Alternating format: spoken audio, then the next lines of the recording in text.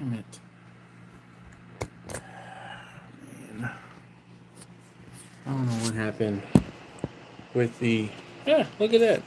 That actually kind of works out. I turned the phone and put it in front of me on my laptop here. What up, Jeff? How you doing this evening?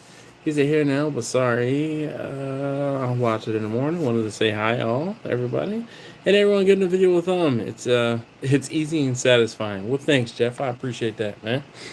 Definitely appreciate that. Holy cow! I apologize. I don't know what or why. What I did as to why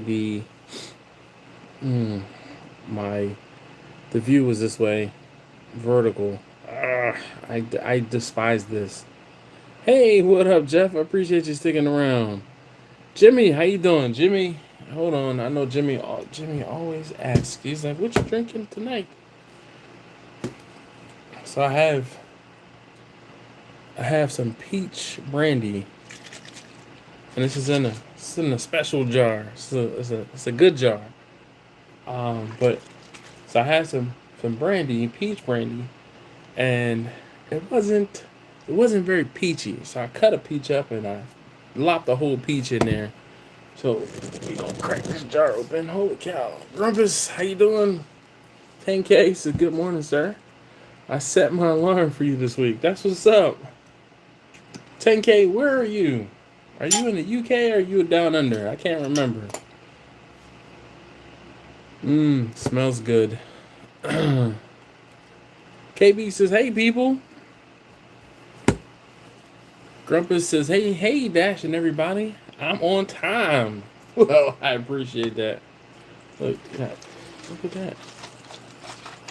One good thing about vertical, you can see more of what I'm doing. Actually, I want a peach. See if I can get one. Oh, my fingers are not hard enough. I have a straw.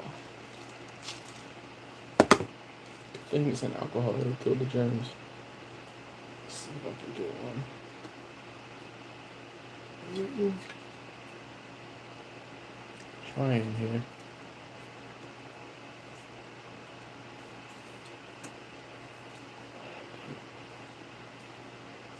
I'm trying to spear a peach. No. Sorry. Those of you who are here are like, I didn't come here to watch you peach wrangle. Guess what? Sometimes that's what happens. Oh, come on. This is like the claw machine. Yes! Yes! I got it! Oh, shoot.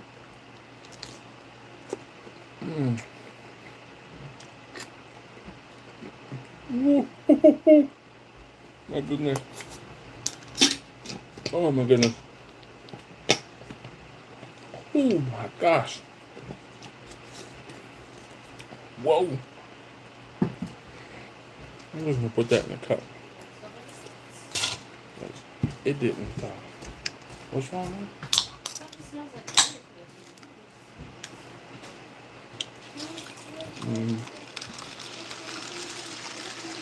My goodness.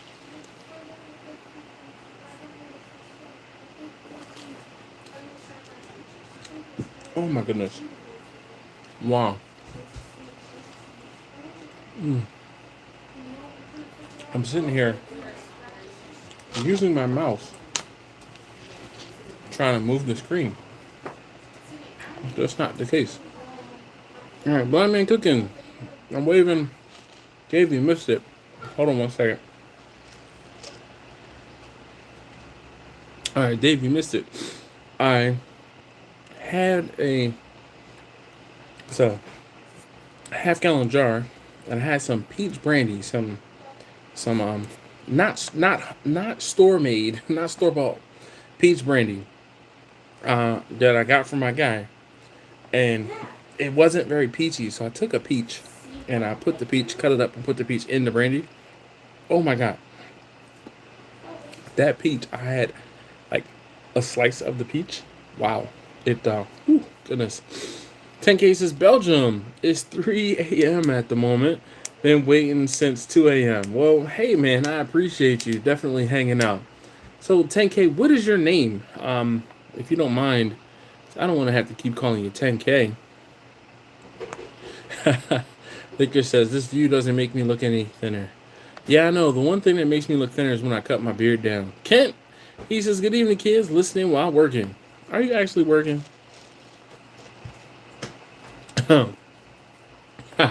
Grumpus is so funny. You need a peach fork. I see what you did there. A peach fork. Get it? Peach fork. Tessa's number 3 just walked past, and she was looking at me funny. So look, I was getting a peach out of here. See? I guess. Well, I used the straw. So someone suggested I get a peach fork. Yeah.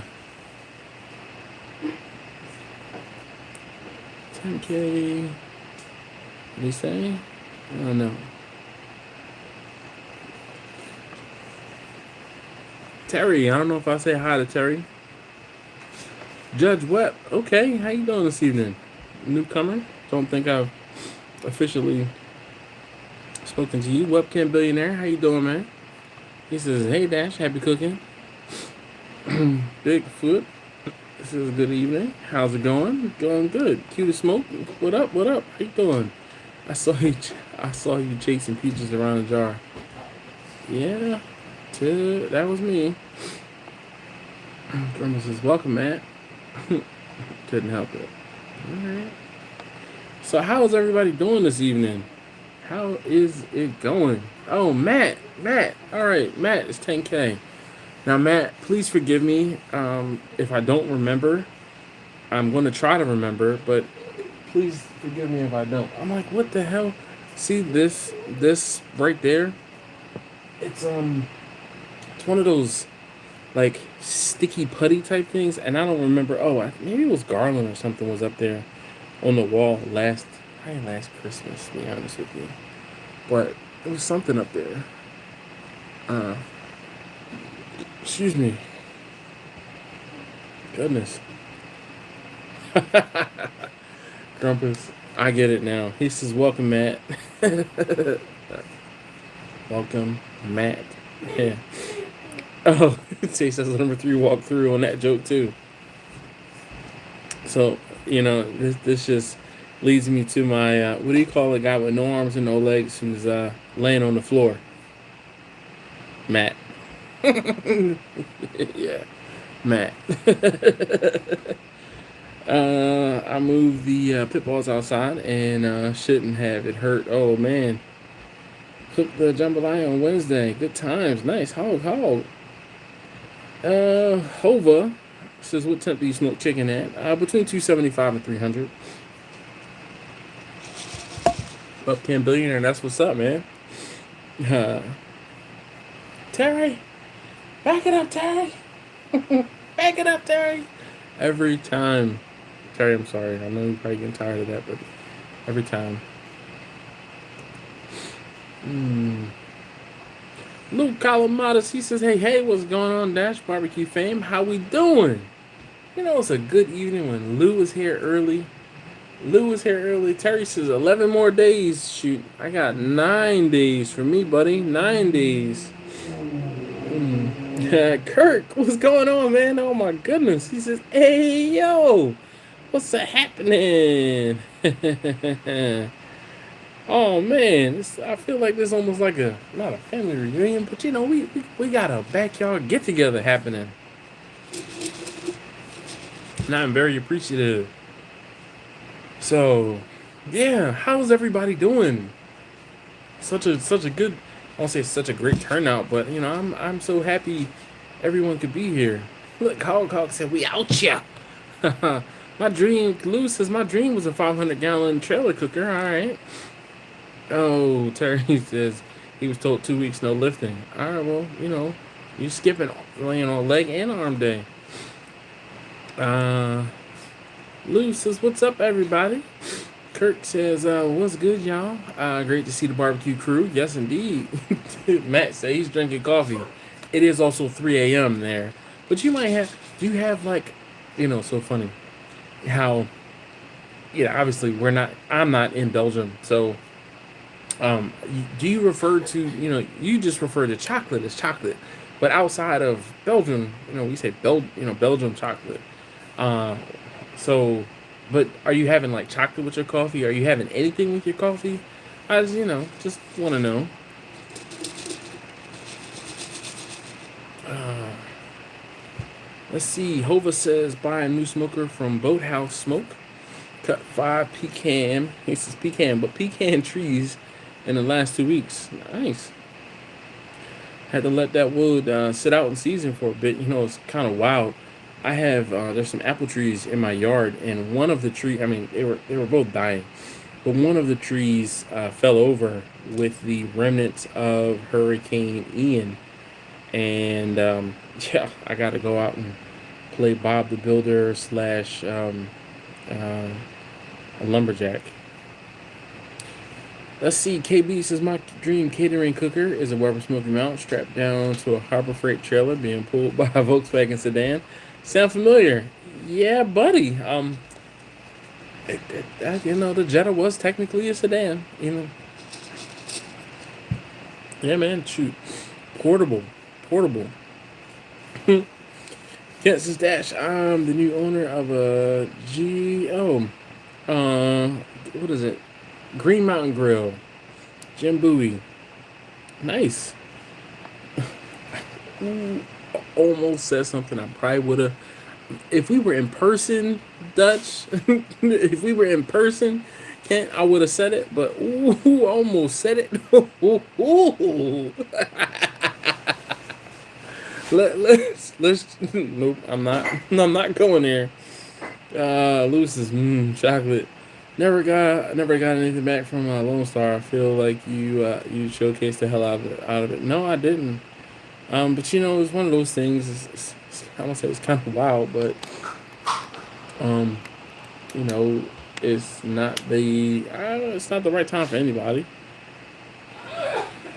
Doing good here. Blind Man says got power back. A hurricane knocked out for 8 days. Holy cow. Says Dash, how long did mother-in-law... Oh, how did mother-in-law weather the storm? She was fine. So, like I said, she's in Central Florida, so she's north of Tampa. She's, like, in between Tampa and Gainesville. And she was fine. She said she just had a little bit of wind damage, so that was, like, it. And she moved a lot of the things. She has a lanai on the back of her house with her pool that covers her pool, and she just said she had some wind damage there. Just some things got blown over, but she was good. I had a few people. I talked to my buddy Travis. I talked to John, and then I have another friend that lives in Jacksonville. I think it's Jacksonville, Tallahassee area. And he's like, oh, I know, your mother-in-law's down here. Let me know if she needs anything. And he's like an hour and a half north of where she is. And he was like, if she needs anything, any branches or anything cut up, let me know. I'll head down there and help her out. So, I mean, I really am thankful for you guys that are willing to help me, that are obviously, 10 hours closer than I am. Definitely. Kent says I've had big shoulders and a big ass. Bring it on. Yeah. No, it's not you I'm worried about, Kent. Like, I'm not worried about offending you. I'm worried about someone taking what I'm saying to you out of context and, using my words against me at a later date when I'm sober. Oh, so check out Boathouse Smokers when you get a chance. Bad smokers. All right. Big Reggie. He said, hey, bro. Sorry I haven't been around. Been dealing with some health issues, but I'm back. That's what's up, man. I am, looking forward to seeing something from you. I seeing the horse stuff and your boondocking things. So, it's pretty cool. Victor says, was that a Shirley Fabrication smoker trailer in the thumbnail? No, that is actually a Meadow Creek smoker. Hope said we had no electric 1 month for one day? What? One more time. Mr. Silver Bart says, I have a Myron Mixon H2O smoker. It's amazing, pricey, but worth the money. Which one do you have, Mr. Silver Bart? Because I was looking, dude, I would love to have one of those, and I wonder how much they cost now. Smokers. Because I know when I looked at one a few years ago, it was 10 grand. Sorry, I moved the Myron Mixon smokers. And at the time, it was a lot of money. H2O smokers. I think it was a big boy. No, it's not too bad. It's $13,000 now. What is this X2? Yeah, I'm not mad at this. $13,000. Gosh, it's a lot of money. Damn. I've used the hell out of it. Oof. As low as $419.39 a month. For $420 a month, you too can smoke meat. Oh my gosh. I don't even know what I'd have to like. What would I have to do to stop? Because this is, honestly enough, this is pretty much, I think this is like the dream smoker, like for real.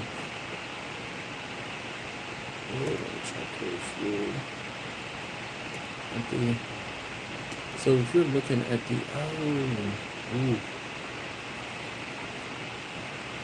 so what's the difference? And actually, shoot, now that I'm thinking about it, I'm looking at it, there's a MMS1K. It is 17 or 16.5. That might have been the $10,000 smoker that I was looking at a while ago. But they have a MMS60, which is $6,700. I could do some things with that right there. No. And if I want more racks in there, then the more racks are more expensive. There's 2 racks. Come on.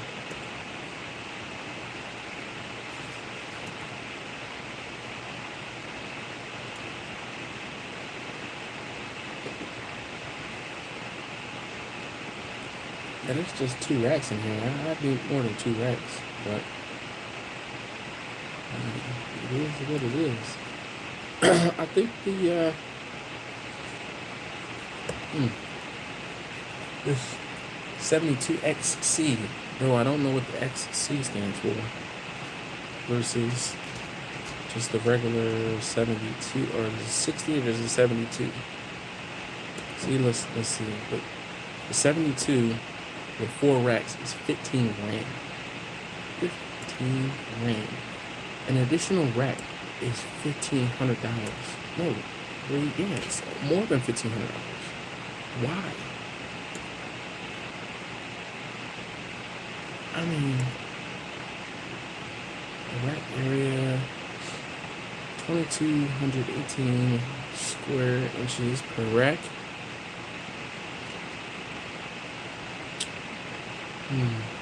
Integrated widow pan. 15 grand. 15 grand. That's pretty much it. Gosh. Let me catch up with the comments.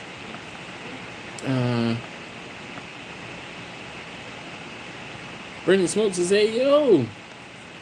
Hova says, I like my remixing picks. Matt says, we just call it chocolate and note black coffee for me. Personally, I don't think of our chocolate to be that special compared to others. But it does make for an easy gift for non-Belgians. Yeah, I'm sure. That and obviously waffles, but there's like special waffles or different waffles. And I don't know if they're like sweeter waffles with a nicer crust, but I don't know. Let's see. Kurt says I picked up a 275 tank sideways for hogs and roadside chicken on a half trailer to add to the collection. Yeah, Kurt, you told me about that. But you know, never saw much else about it. All right, so here's the thing. Hey, Big Reggie said 30 watching, only 11 thumbs up there. Should be 30 thumbs up. Yes, indeed. So if you haven't already, please hit that thumbs up. I'd greatly appreciate it. Steven says, hey, yo, Dash and Peeps, good evening. Yes, indeed. Victor says, chocolate and lavender. Ah, lavender. Hurricane Ida. Okay, Hova. All right, I'm like, what? Okay. He said, we had no electric for 1 month from Ida. That's a 1. It says 1 DA. Yeah. Oh, man. Sorry. Ski Girly. Hey. She says, evening, all. How you doing this evening? Oh, boy. Ski Girly's here. It's only a matter of time. Only a matter of time. This is over Bart said the 48-inch has several levels and not as expensive as the large ones you're looking at. Yeah, but I know me, man. I know that. I don't know. I don't want to say I know me, but dude, oh. Excuse me. Brittany Smoke says, "How's all my barbecue brethren?" Yes, fine. 10K said, "Oh Matt, I'm sorry. I just made my first drum smoker. Cost me 200 euros. Still have to get the chicken for my first smoke. Nice. That's what's up, man." Steven says, Dash, is that rain I'm hearing in the background? We're getting close to 72 hours of rain. It should stop by 12 p.m. Friday. So you know what's funny? It rained here. Excuse me. It rained here from. Excuse me. It rained Friday till today. So it rained for 4 days or 5 days straight here. Man, check out Boathouse Smokers. Okay, let's see.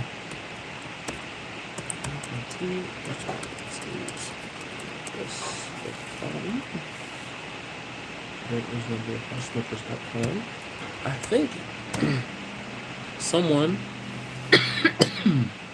Yeah, I have seen these guys before, and I don't know if it was you or someone else. But I remarked last time they don't have a website.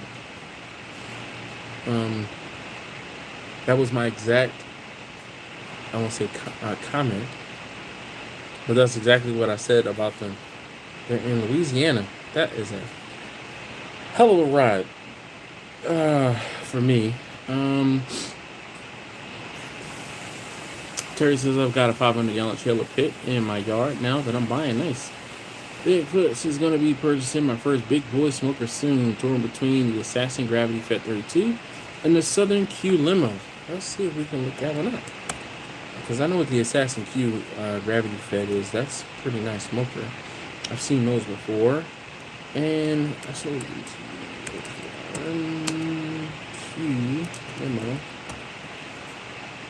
Southern Q Limo. Atlanta barbecue store. Let's see. Yes. Well, Southern Q barbecue smokers.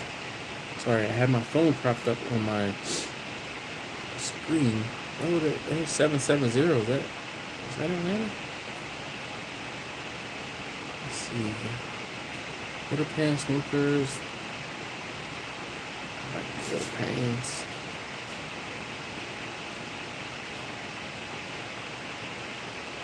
Hey.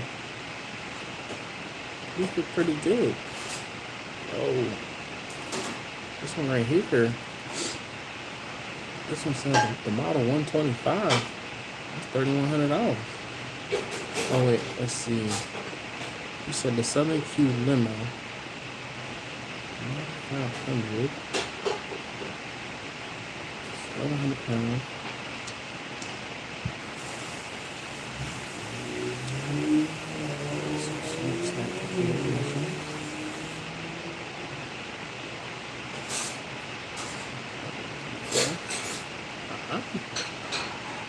I'm digging this actually. Shoot. 250. 125. Okay, so the 500 is $5,700. Yeah, no, 24 by 48, so 2 feet by 4 feet. It's not huge. It's a man. I'm gonna have to look at that one. Shoot, I like that one. And let's see, gravity fed smokers. Over limo.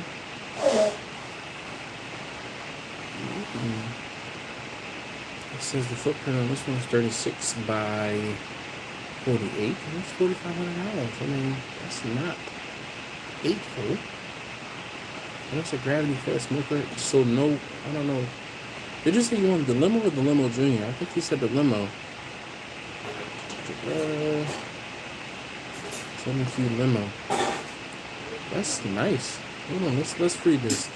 So I'm looking at southernqsmokers.com. Being traditionalist doesn't mean you have to stay up all night tending to your fire in order to produce the delectable results from cooking low and slow with wood. Since the introduction of the concept a short time ago, the gravity-fed design has become extremely popular. I apologize if I'm reading too fast, but I'm trying to hurry this up so I won't bore you to death. And you know what? Speaking of boring and people who watch all the way through, no matter what I say or what I do, shout out to Bumpy. Definitely appreciate you watching the videos or the live streams on the rewind.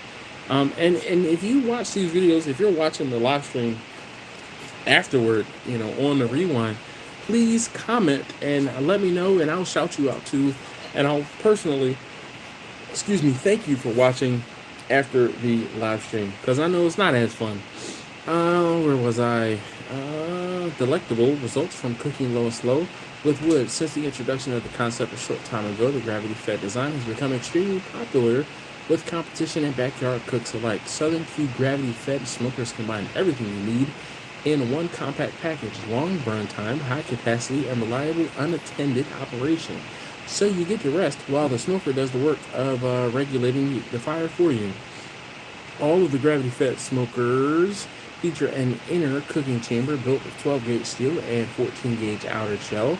In between, we layer 1200-degree mineral wool insulation, so it's insulated, yes, for fuel efficiency and safety. The main doors, charcoal chute, and firebox doors all fit tightly with oven-style seals and pressure latches, giving you complete control over airflow. This design delivers pinpoint temperature control regardless of weather conditions and eliminates most of the dangers associated with cooking with open fire. Nice. And then we get into it, and it says the limo, now in its 4th generation, is the most popular smoker we make, available in your choice of 1 or 2 door configurations. The limo has the cooking space to handle large parties and catering jobs, designed with the lower center of gravity and trimmed down frame. The limo offers increased capacity and better maneuverability. Sorry, I've been drinking. Every limo includes upgraded exterior trim and automotive grade paint. Make it your own by choosing from 1,100 finish colors, both solid hues and blends, and custom trim and mounting options. We've listened to feedback from competition cooks teams and incorporated dozens of improvements in the 4th gen limo, including cross brake doors, round stock charcoal grate, digital probe port, and low profile fan adapter. The floor of the cooking chamber is shaped for efficient grease drainage and clear of obstructions for easy cleaning. Dude, I mean, this thing is dope, like, for real. I like it. I like it a lot. Though, I mean, I like a good gravity-fed smoker, but yo, this water pan smoker, I'm all about the water pan smoker, like, for real. And man, this is 15 briskets, 32 Boston butts, and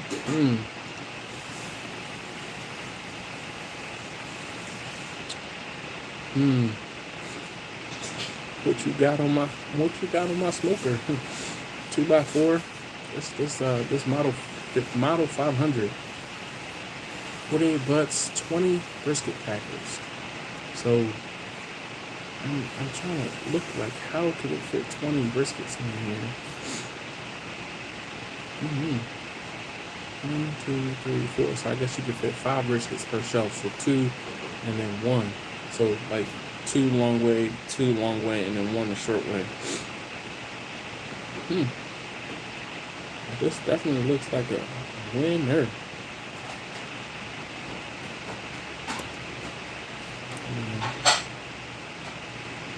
Mm.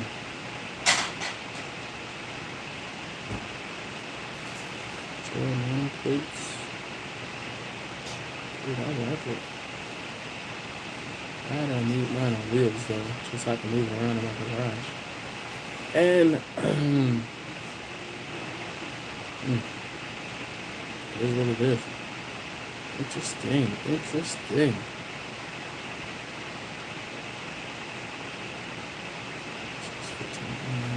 15 gallons.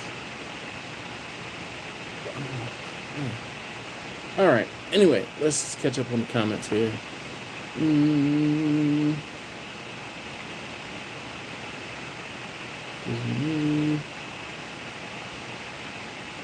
Isn't me or just few static interference? That's just it. The government need me count that shit. Thanks, Kent. Madwood, 500 gallon. Nice. Yes. Ski Girly, judged by the company she keeps. Hell yeah, she is. What up? What? Hold up. For real? No way. Oh man, that sucks. My cousin is on the live, and she just, y'all can read that. I'm not gonna read it out loud. Let's see. Kirk says it's great for hot fast cooks. I can smoke sugar when it hits wrap phase, transfer over to the finish and reload sugar. Yes, indeed. Cuts big caters in half. Oh, I already know. Marcus. He says I'm here. Aloha, everyone. Shout out. Shout out. I'm about to say I need a new sticker, but I have some stickers over there. I don't know, man. This the old school sticker. Robert Dixon says hello from Mississippi. Smoke Sous fall. All right.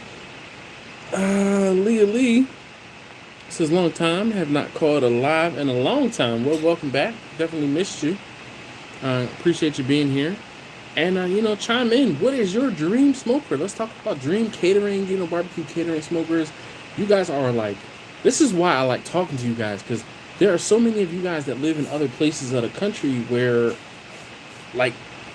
I'm looking at a really nice smoker that's not that expensive, and I'm like, I mean, I think I can afford that. I really can't, but credit card debt.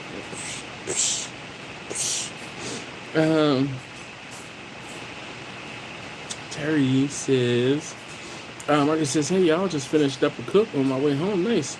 Terry says, Dash, check out Iron Man Jack's Albany.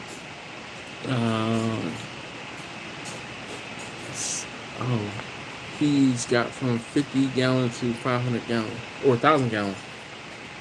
So there's a guy that's near me who is he builds, it looks like some decent smokers.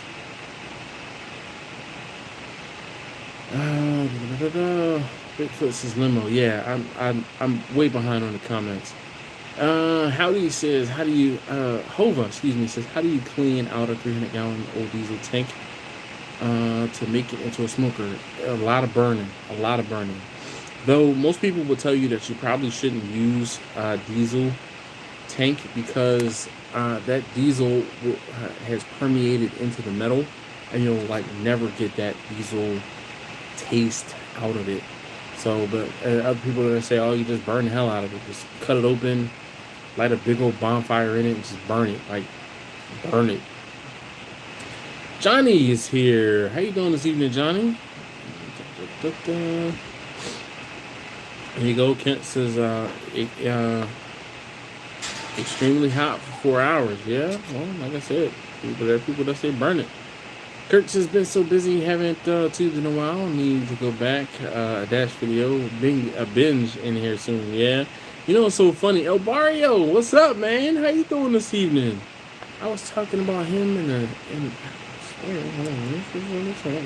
give myself in trouble.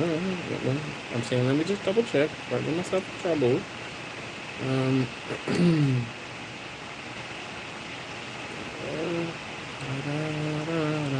Yeah, no, wasn't a Barrio. But Obario is one of those people I talk about often because I like him. I like him a lot. Uncle Steve, how you doing this evening, sir? Uncle Steve, I was looking for some shake, man. I swear I was like, hey, Uncle Steve, I'm running low on thick meat, the Texas smoke, and gator shake. And those are the three I'm using currently. Matt said I've been watching like a trillion of the old vids, slowly catching up to current time. Jeez. But look, man, if you start watching old videos, that's when you comment like, oh my gosh, watching this in 2022. Just I'm like, oh, don't do that. No. I keep saying I'm gonna go back and watch some of my old videos and like and film reactions on them. And I'm like, I don't want to watch those old videos. They were so bad. So bad. Leah Lee said I recently got my hands on one of those older Oklahoma Joe's offset smokers and needs a firebox makeover or a replacement. Nice. Dude, those older ones are the older ones are the better ones. When they were still Oklahoma Joe and it was like not somebody took them over. But when they were the older ones, they were the bigger, better metals. Bigfoot says, yeah, I like it. More bang for your buck. Also, really leaning towards the limo. I've also been looking at the water smokers, but I've never used one. Water smoke. I'm a big fan of water smokers. All of my smokers have water in them or use water, so I'm a big fan. El Barrio says, Dash, are you shopping for a new smoker? I'm always shopping for a new smoker. Can I afford a new smoker? No. Papa Bear, what's up, Justin? He says, hey, yo, what's up, Dash? I'm live in Baltimore, Maryland. Dude, I wish I could say we got to figure out how to link up. But you have my information. Just shoot me a message. I am going to be doing I won't say smallish, but I'm going to be doing a small cook over the weekend. Friday into Saturday. I know you told me you were going to be here for a couple days, but I would love to at least link up and maybe break bread, have dinner, or a drink or something. I don't know what your schedule looks like. Kirk said a whole food truck with the porch for a smoker would be right on time. You ain't lying, Kurt. Barrio says, I love my pits and spits. Has everything I need, even the kitchen sink, literally. Yeah, man. Jamie Wellens says, how's it going tonight, y'all? Ray Mac, oh my gosh. What's going on, man? It's been a minute. How you been? Ray Mac, yo. Ray Mac always be fitting and fixing to do something. What's going on, man? I'm tickled pink. Dude, it's been a minute. I need to, post catchy live stream titles like this more often because it's pulling everybody out the woodwork. Holy cow.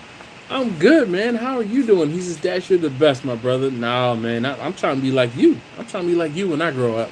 When my YouTube channel grows up, I want to be like Ray Mac's Kitchen and Grill. That's all I got to say. Ray Mac, he be doing this thing, man. Ah, man. Oh, okay. Quint, he says, good evening, everyone. Hey, Quint, how you doing? Jeremy says, YouTube won't let me use enough words to describe my dream pit. Yeah, I know how that goes.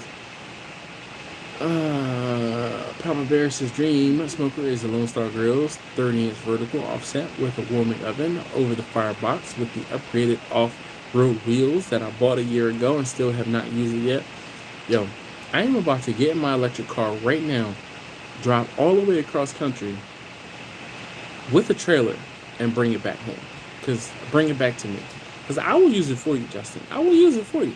Please tell me what it is that is stopping you from using that smoker. Neil says, what's going on, my friends? Oh, all right. Uncle Steve says, look no longer. Well, I appreciate you, man. Angela says, when two cooks meet up, is it appropriate to go out to eat or cook together? Well, it depends, Angela. It depends. There are times when those who cook a lot or those who cook often don't want to cook for anybody. Because I know that's how I feel all the time. I feel like I don't want to cook unless I'm getting paid. More often than not. Man. Dude. I am. I'm on cloud 9. I got the gang is all here. Man. Bring the smoke to Uncle Steve. I gotta try your shake. What? Bring the smoke. Order Uncle Steve. Hold on. Let's just do this right now. Right now. Hold on. Let me get to live. This one. Come on. Sorry. Give me one moment. Alright, so if you haven't already, please hit that thumbs up button. I'd greatly appreciate it. I always ask humbly for you to hit that thumbs up button because it really does help these videos. It helps me feel better about doing these videos, and it really does help my channel. Let me see what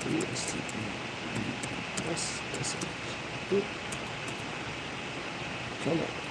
HOTE.com. Nope, let's do this. Let's actually.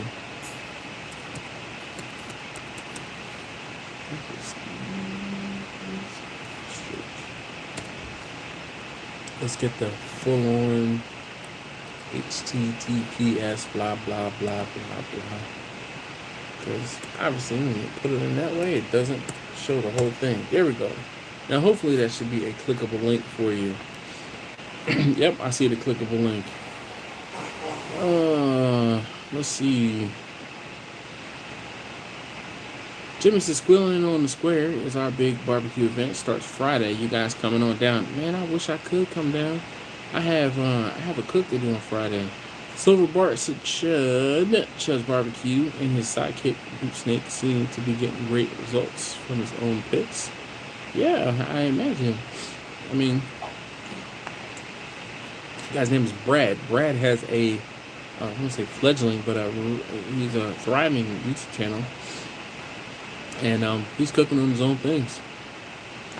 Let's see, Justin from Papa Bear's Kitchen, it says 33 in the chat, only 28 thumbs up. Who hasn't hit it? Hit that thumbs up, please, and thank you.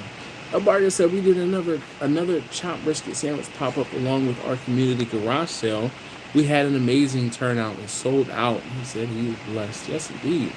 Hova says don't like a lot of salt because of blood pressure. Does Uncle Steve contain a lot of salt? No, it does not, Hova. I actually add salt to Uncle Steve's for my own, cooking. But that's just me. I am not that I don't have my own blood pressure issues, high blood pressure issues. I do like a little more salt, so I do add some salt to Uncle Steve's shake at times. I'm still logged on to work. Jeremy says I have an open pit cook to do tomorrow on my wife's birthday. That's what's up. Steven says 72 hours of rain to contend with. Should be gone by Friday at noon. Jimmy says, Uncle Steve's shake will be represented. Yes, indeed. It's fantastic.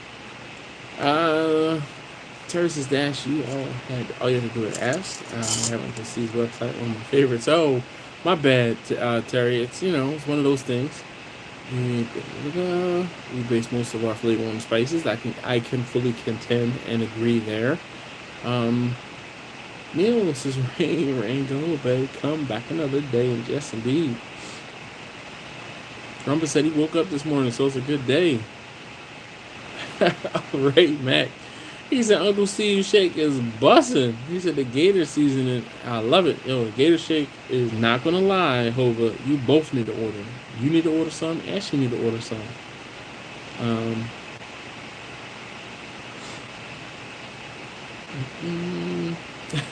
Matt says salt is a way of life.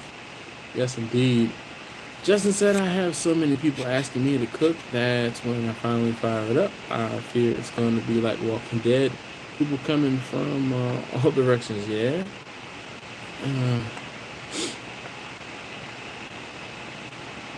Dude, like seriously, I will drive out to California, come and get that smoker, and I will rescue it, and it'll be a rescue, and I will bring it home with me, and I will cook on it for you. Not just for you, but with you in spirit. Not for you, but with you. So shout out And Justin, see, he's on the cup. He's he's an OG. No problem. Uncle Steve, for real. Gotta be careful. Hova says, Matt, you gotta be careful, but I got you. Yeah. Jeremy says she wants an open pit ribeye, tiger prawns, loaded baked potato, and asparagus with the starter salad, and apple crisp for dessert with Cajun lobster mac and cheese for an appetizer. Well, geez. Let me just tell you, asparagus pea is a thing. Can I get a comments? Asparagus pea? Come on. I have to try some of the Uncle Steve shakes. Yes, indeed, you do, Neil. You do. No.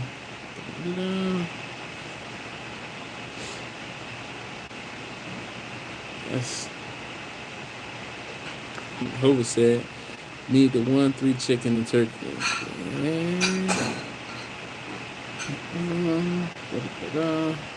That placement. How much did Papa Bear had to pay for that? He didn't pay me anything, actually. I mean, I won't say it cost me money, but no, he didn't pay me anything for that. It wasn't even an ad placement. He just sent me a sticker. I mean, look, we got Jimmy sends me stuff. Let's see who else. This is Ryan from Backline Smokers. Grumpus, he sent me stuff. Uncle Steve sent me stuff, and the stuff for Uncle Steve, we got Marcus from Crimson Creek. Marcus and Jamie there. We got Jim from Suburban Barbecue. He hasn't even made a video when he has stickers. Steven and Jacqueline, they, definitely represent When the Cup. Definitely represent. And then this is just this cup. And this is another cup. This is my hot cup. There's no, this is my stickers on that one because there wasn't much room. But I have another,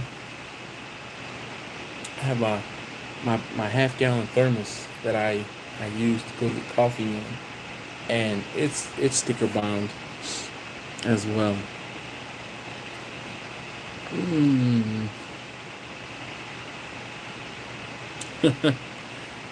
Papa Bear said, for a quick minute, I actually thought about seeing how much I could sell it for. The smoker?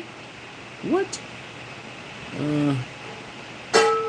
Terry says tomorrow's my wife's birthday, so I'll probably be cooking her steak. Nice. Yeah, she did a video showing us how to restore a plastic cutting board. Did you delete your video? No, I still have that video. I just use a knife and I scrape it. I got mad flack for doing that, but hold on. Cutting board. Easy way to deep clean a plastic cutting board. Here it is. Next. Oh, Danny. Hey, how you doing? There you go, Ray Mac. Shakes look good. But it says I can do my vegetables and fish. So, Angela, quick thing. There is chicken in the steak. It's dehydrated chicken or like a chicken stock in the Uncle Steve shakes. That it's that umami flavor. So just a heads up, a lot of these savory shakes do have chicken in them. I know my cousin Angela is a vegetarian, well, pescatarian, and just wanted to mention that. But I appreciate you checking out his website. Danny, how you doing this evening? Hopefully all is well with you and your moms. Don't get asparagus here, at least the fresh ones, mostly. Find the ones in the tin, yeah? Crumbles on fire sticker. I put them on my ice chest. Nice. Yeah, the dessert shake, fire. Yo, it's something about, it really is, I won't say just, but it's a cinnamon sugar and it has a pinch of salt in it. That salt just rounds everything out, and woo-hoo. Kirkson's got a Shorebilly somewhere. Can you hand me the half-gallon container? That one too, yeah, that one too. The half-gallon one, and I put the coffee in. Thank you. So this is another one I have sticker bomb. This is my water container. So we got Kent here. Thank you. I got it. So we got Kent here, Uncle Bull, myself, Mo Butter baby, You know, these stickers, you can get these stickers from BRBQUE.com. So the Mo Butter Baby stickers, the regular oval stickers, and the small stickers are all available on the website. And then, you know, I'm a V-Dub fan, so there's that. And then we have, so Kirk was talking about, I have some Shorebilly stickers. Yep. There's Jimmy, there's Alton, myself, there's Justin again. We got Stephen and Jacqueline again, Uncle Bull, Kent, myself, Horsepower and Pizza, and Uncle Bull again. So, you know, listen, I rock with those who rock with me, folks who send me stickers. Now, that's not even all of them, because I have the tool chest that I have on the side of the house that I have my barbecue stuff in is sticker bomb. I have all of the extra stickers that wouldn't fit on my cups and things are on my tool chest out there. No problem, Ray Mac. No problem. Matt says asparagus are super popular on this side of the sea. Yes, indeed. They're popular everywhere, man. I love asparagus. Neil says, have a good night, my friends. We'll catch you on the next one. Yes. Justin said, yep, smokers in Los Angeles sell for double what they are everywhere else. Gosh, man. Angela says asparagus is good. I've never smelled the asparagus pea, but I don't eat it in excess. I'm telling you, you have one bite of asparagus. If you can smell asparagus pea, it's one of those genetic things that some people can smell asparagus pea and some people cannot. Just like some people can roll their tongues and some people cannot. It is one of those things that they're like, you can either do it or you can't. There's no middle ground. Bigfoot says pop-up events and festivals. Have you or would you do them? Are they worth sacrificing catering orders? So Bigfoot, I would probably, so what I would do is if I were to start doing like pop-up events and things like that, they would turn into catering orders. Because as soon as when I do events, every time I do an event, I get the next event. So it's just one of those things. It's inevitable when I cook for one thing, I get the next thing, which is good, but it's also bad because I don't have 100% of the things I need to do everything that I need to do in Maryland just yet. So I kind of have to limit the things that I do. And one of those things is selling to the public. Victor says, I've been listening, but cooking burgers. Now I can comment. All right. Well, hopefully you wash your hands.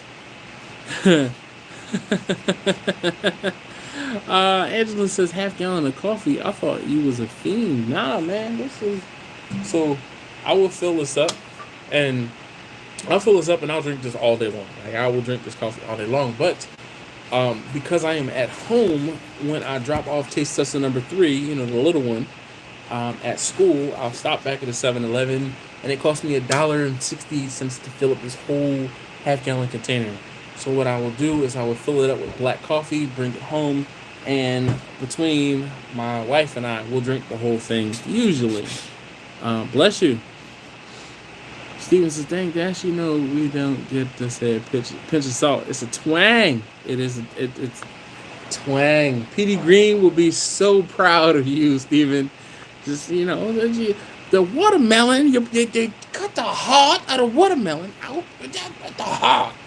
He said, y'all DC Bamers. He said, y'all put too much salt on it. Y'all put the salt like you're salting chicken. No, you just put a twang. A twang of salt on the watermelon. A twang is definitely all that's needed. Oh, and she said, I thought I was a fiend. No, man, look, do you know who my father is? My father and your uncle Calvin, they know Uncle Calvin. They used to tell me how they used to go out places and drink a whole pot of coffee each between them. Yep, I get it from them. Let's see. Victor says, Uncle Steve, expect to order this week. Today, I'm officially got my mailbox situation fixed. Nice. That's what's up. Taylor, hold up. He says, hi, Dash and company. Hope all y'all are well. Yes, indeed. How are you doing? How's the little one? He's I feel like he's 6 months now. Maybe he's not 6 months old yet, is he?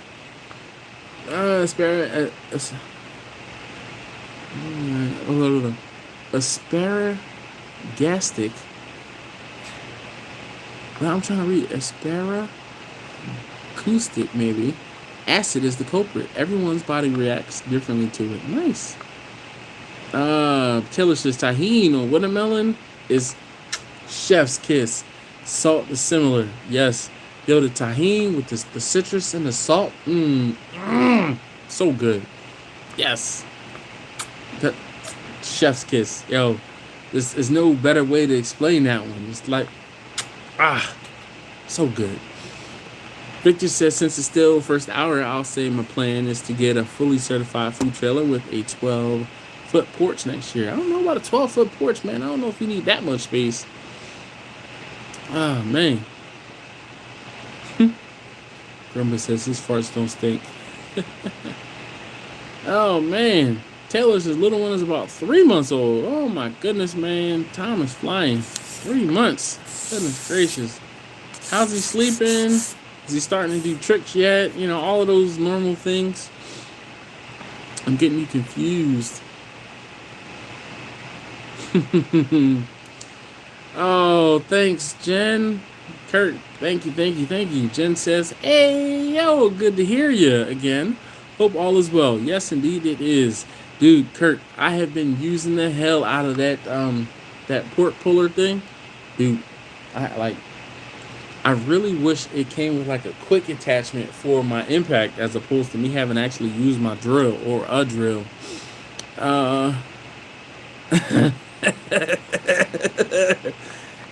Angela said, I can't roll my tongue either. I thought we were blood. May need to get DNA tested.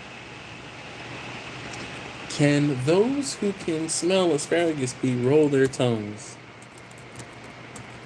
Can those?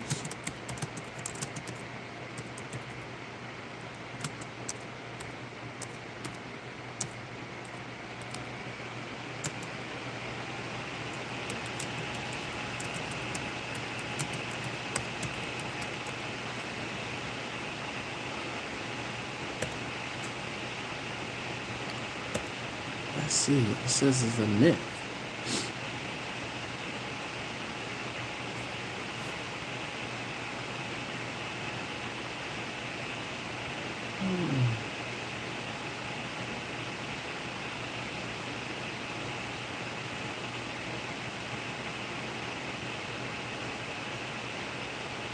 All right, I'm sorry. I'm reading silently here because I don't know what I want to actually read out loud or not. But asparagus urine smell. The myth: after they eat asparagus, some people notice their urine has a strong, unusual odor. Other people don't notice anything unusual. This was first thought to result from genetic variation in which whether or not sulfur compounds in asparagus were secreted into the urine, with the IL. For secreting being dominant. Later it was suggested that everyone secretes the compounds in their urine, but only some people can smell the compounds. Better controlled experiments have shown that there is variation in both traits. Some people secrete, don't tell Laura I yawn. Some people secrete the compounds in the urine but can't smell them, while some people don't secrete the compounds but can smell them in other people's urine. Why are you around other people's urine who ate asparagus? I'm just gonna put that there. The complication means that the ability to smell stinky compounds is in one's own urine after eating asparagus is not a simple genetic trait. It is not known whether the two separate traits, secreting the compound and being able to smell them, have a simple genetic basis. That is crazy. Yeah. But I'm gonna say I always thought, but you know.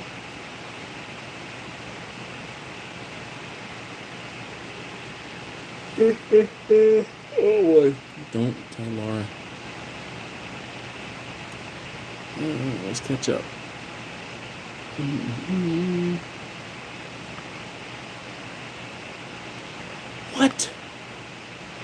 What? How? Angela, how have you not had tahini before? Changed the whole game, brother. No longer hand pulling. Nada. Yes, indeed. Victor says 10K. It's much more difficult in many places in the US to get permits to use them. Yeah. Tahini and watermelon? Oh, yeah. He drinks decaf now, but not before. That's the same question. One of those questions.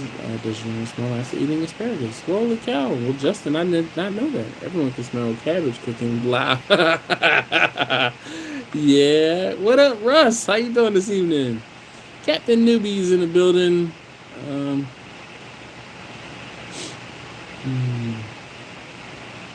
Victor says, I love asparagus. Yeah, sorry. Don't have time to smell others piss. Yeah, me too. You know, I agree. I love cabbage, but about to secrete a stinky compound from tonight's cabbage for Jen. Oh boy, just. Oh man, hey Kirk, you know it's crazy. This past weekend, I think it was. So this is 3 years. So probably 5 years ago, I met you. I feel like it's been 5 years. If it wasn't 5, it was 6 years ago. I met you down in Ocean City. So thank you, man, for rocking with me for such a long time. I can't believe it. Like, seriously. Russ says, hey, yo. Yes. He's a real delight. Can't wait until he can grill with daddy. Enjoy the tahini for sure. Yes, indeed. Dude, I am having such a good time talking with you guys. Grumpus, right on time, Grumpus. He said this conversation is going down the toilet. Sure is. All right, so now that we are into the second hour, you know, this is when we start talking about any and everything, and what a perfect segue. Don't tell Laura I yawn. But I guess those of you guys who are latecomers, what is your dream cooker? What is the cooker that you want, that you are like, I could dream about, and you know, just like wake up. Did you guys like the thumbnail? Because you know, I had to like do some. It wasn't Photoshop, but I had to do some editing there to get that like picture. Like it was. I was really proud of myself for this picture. Justin said, need to research why my urine stinks when I eat onions. Your urine probably just stinks, period.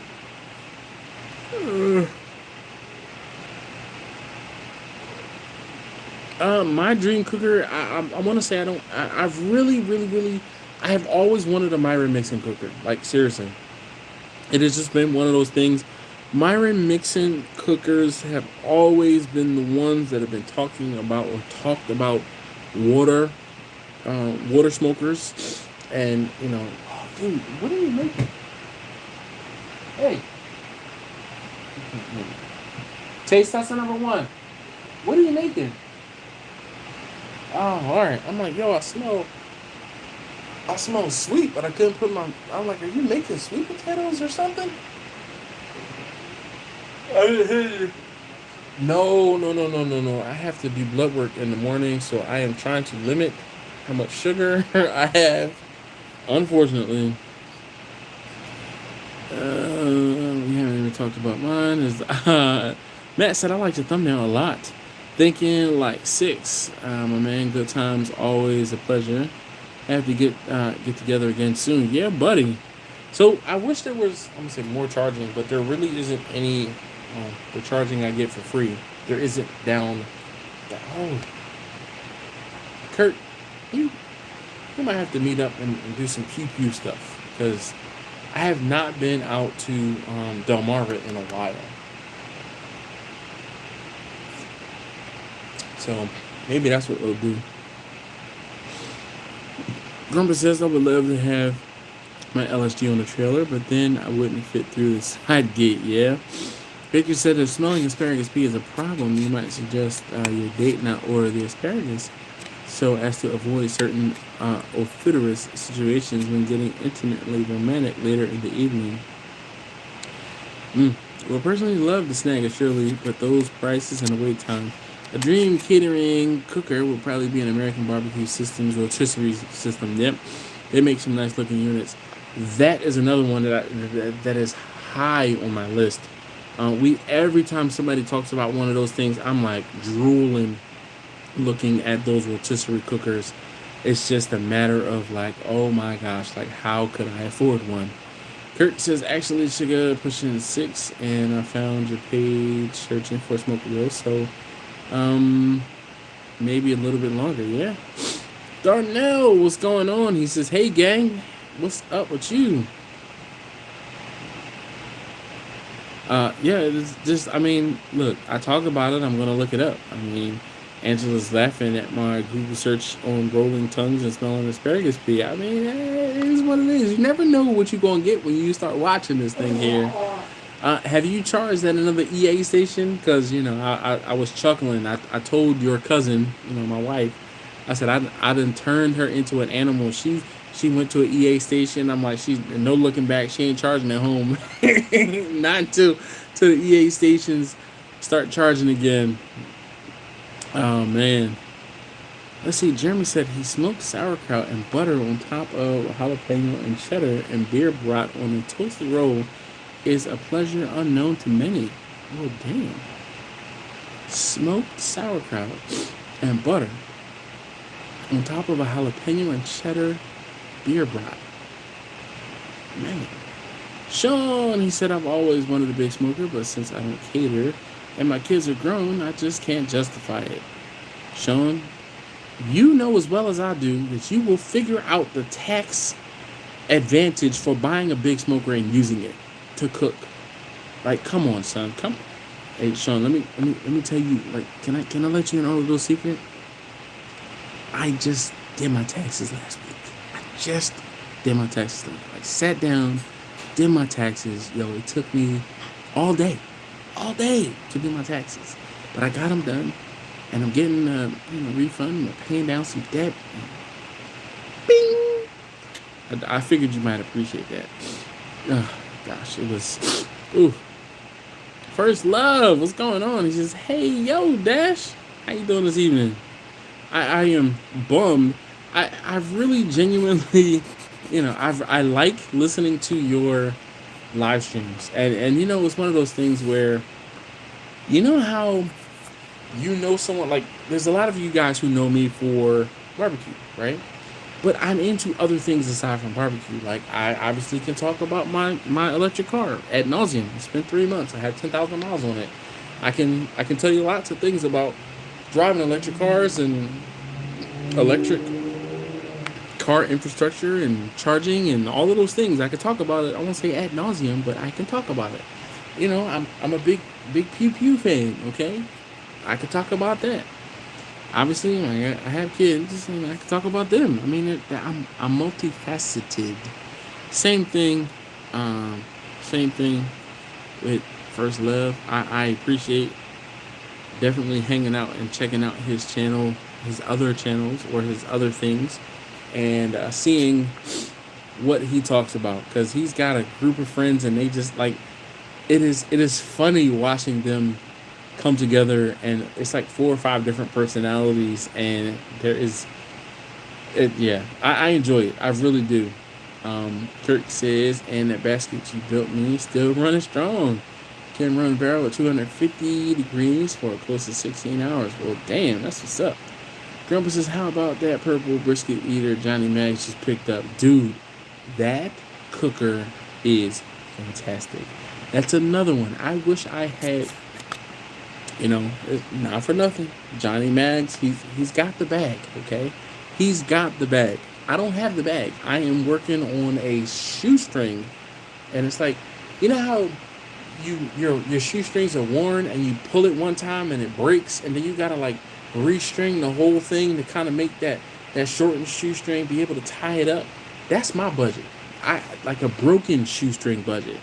Johnny Mags though, bruh.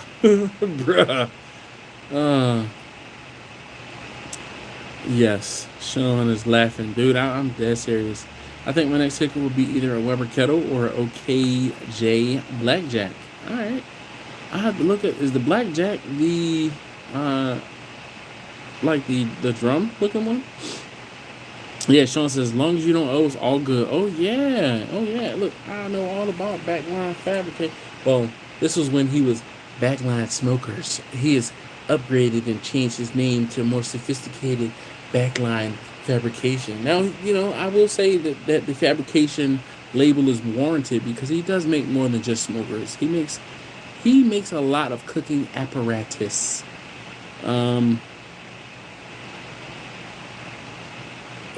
Victor says, my dream cooker would be a 1,000-gallon Moberg. The idea of double 1,000-gallon trailer Moberg with a roof. Ooh, he says, ooh, daddy. How much you have to feed 1,000-gallon smokers? Like, how much do they eat in an hour or single session? Those Mobergs are beauties. Dude, you know what's crazy, Taylor? I'll tell you, from when I was in Texas and saw what they were actually throwing in the 1,000-gallon smokers, they do not require, once you get them going, they don't require, it does not seem that they require much more wood as far as fuel than, I won't say Bernadette, because still running Bernadette on wood, it's just, I'm getting a heartburn just thinking about it. But Bessie in her heyday, 1 or 2 splits every hour. I think that Moberg might be 2 or 3 splits every hour. Why? Getting messages. Oh.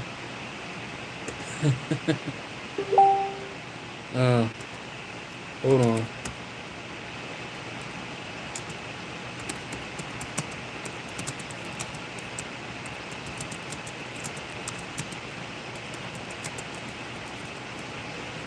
Replied to Kent, and let's see.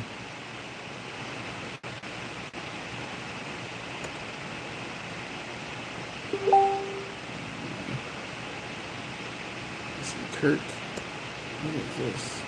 Oh, yo, you was at M&T Stadium, and you didn't let me know. What's that? Was that what you bought?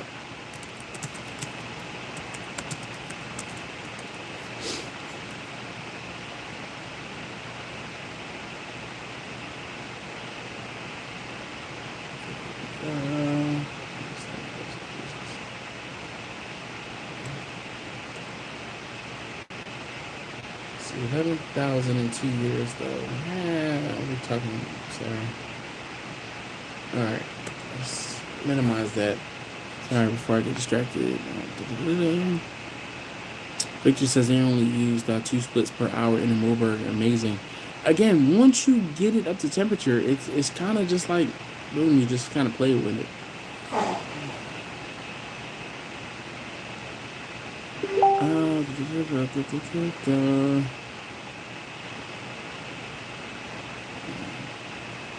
No problem. First love, man. I like, seriously, Marlon. I do enjoy watching the whole group. It's not just you; it's the whole group. It's the dynamic that is dope. Jimmy says, "Did you see how many new IRS agents were just hired to go after barbecue cooked right off?" So, I mean, Johnny ain't got the bag no more. That's exactly right, Grumpus. He dropped a pretty penny. Darnell said them agents were hired to go after middle class and below. It was said publicly. Yeah, that's exactly why. I mean, if you're in a state, I'm in a state where transactions through PayPal, transactions through CashApp, transactions through, I don't know about Zelle, but electronic payments, I had to put that on my taxes this year, which is all part of why it took me a while longer. Y'all are talking. Can y'all stop it? I'm going to have to close this out.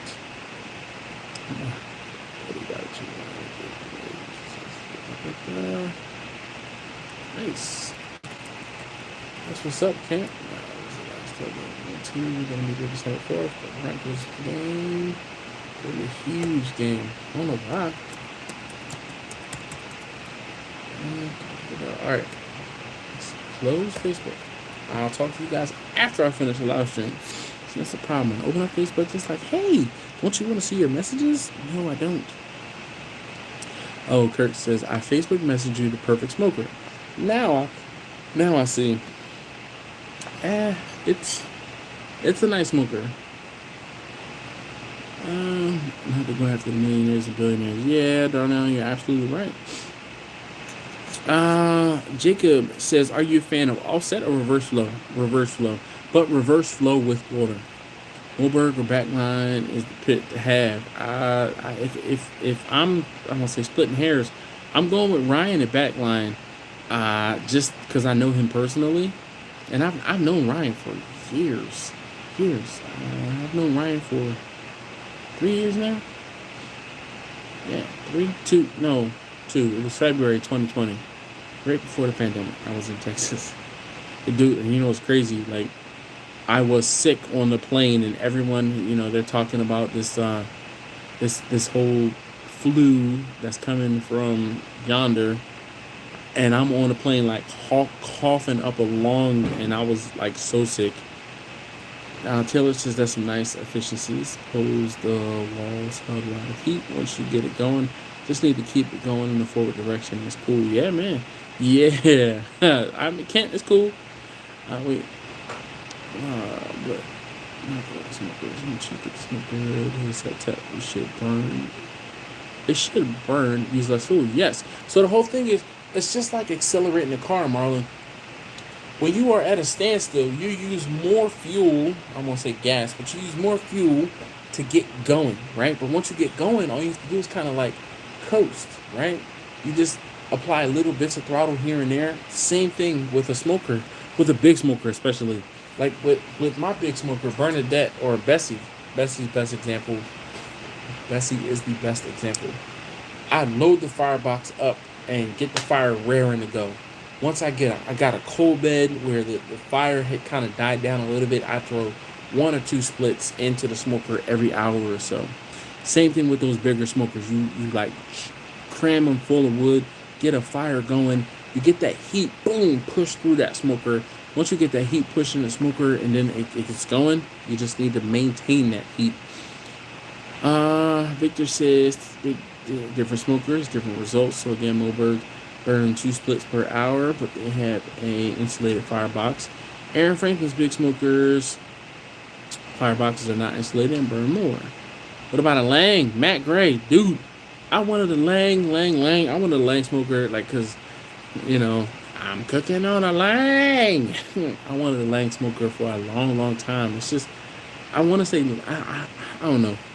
Lang is like a legacy smoker, and there's some old cats that have been doing work on Lang smokers. But, I mean, the new guys that are coming up, they're just, yeah. It's not all smokers, no. So, Marlon, it's going to be like, it really boils down to the efficiency of the smoker. Just like Victor said, and I'm pointing to where Victor's comment is on my screen here. Just like Victor said, it depends on the efficiency of the firebox, the efficiency of the cooker. If the cooker is insulated, then it'll be much easier to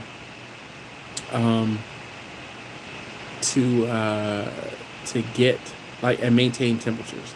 Justin said, I walked 20 minutes to the nearest 7-Eleven out here just to find out they don't sell beer. What's up with that? Yeah, buddy. Welcome to Maryland. In order to buy beer, you have to go into a specific beer and wine store. And liquor, ooh boy, there are liquor stores as well. So it's I don't say it's controlled.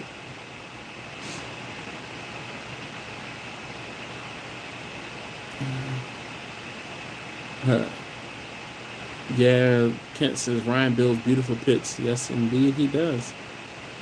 Kirk says it's Ravens, baby. Yeah, I saw it. Check out my last message. I see John Bart's pit is immaculate. Yeah, LSG came out with a new smoker. Which one? Papa Joe.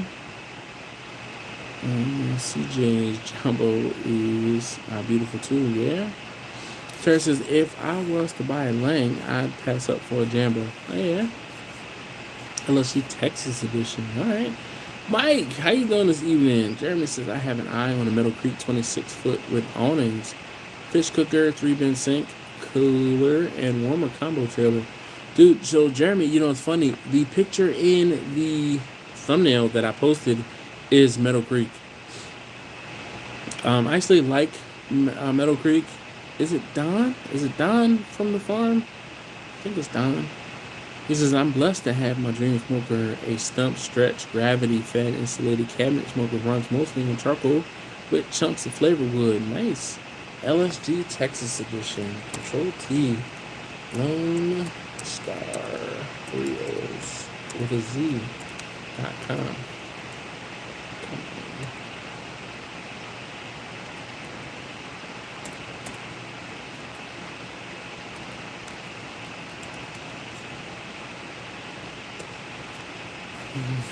It would help if I had 2 L's in grills. Oh, LSG Texas edition. Alright, this looks like a little offset. Fairly decent. It's a 48-inch model. $3,500. That's not too crazy. And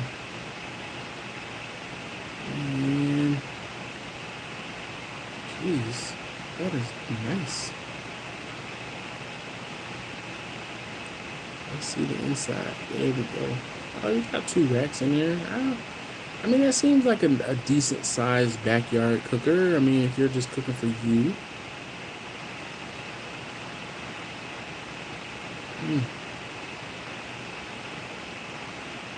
That's nice, though. Definitely.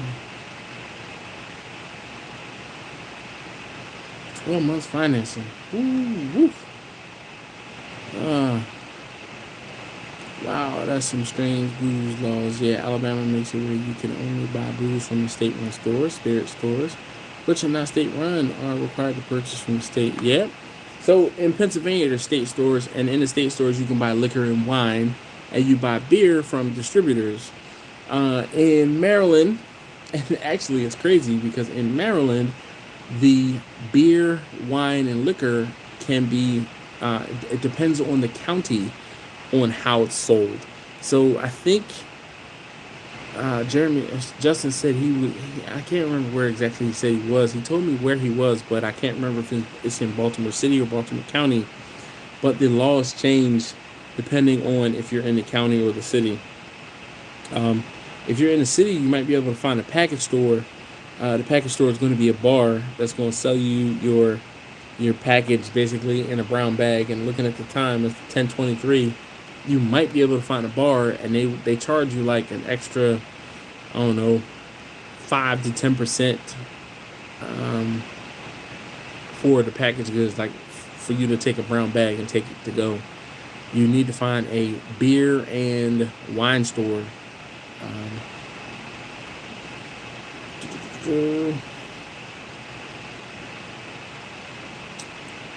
Terry says, I just seen where Moberg 500 gallons starts out at $14.5. I believe it. Jeremy says, with the 500 gallon smoker with a warmer box. Yeah, welcome to Baltimore. Here on the shore, only gas stations don't sell beer as Wawa.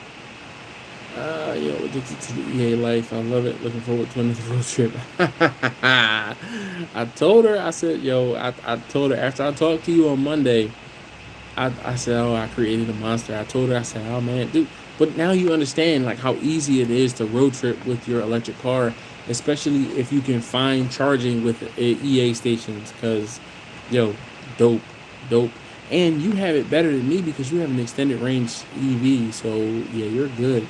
Think of smoking a big machine without moving parts. The firebox, quick chamber, exhaust are all matching each other for the right amount of airflow. When built right, it's a beautiful thing. Yes.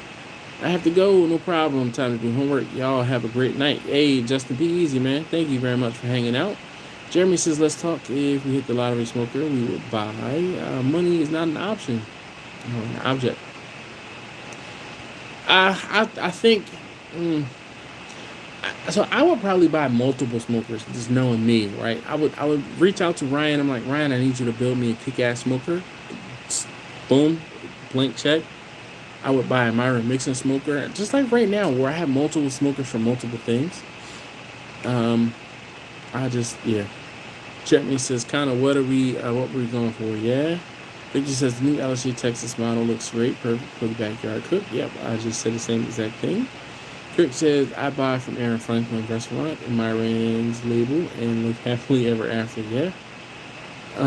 Jeremy says you're a lottery dream smoker. LOL. Lithicum Heights. Okay, all right. So, I probably know which 7-Eleven you walk to because you're probably not far from that Cracker Barrel. And there's like a 7-Eleven either right across the street or down the street. It's like a movie theater right there too. Yeah. Jeremy says everyone likes to talk about what we would do if we win the lotto. Yeah, you know it's so funny, Jeremy. I say the same thing, but I don't play the lotto at all. I'm like, nope. That's just throwing away money. That's a self-imposed tax. Here in Iowa, you can buy anything at a gas station. Really? Mr. Richard, hey man, how's it going? How are you doing, sir? Glad to see you here. Really appreciate you hanging out. Oh, Steven says, hey guys, it's been a long day, and next couple of days is going to be longer for me, so y'all have a great night. Yes. Steven, take great care. See? Justin, he said, yep, I walked to the Cracker Barrel too. That's so funny, man. I wish I could, it's one of those things, man. Had I known, but at least I know where you are. I'm trying to think where around there. Let's see. There we go. Cracker Barrel.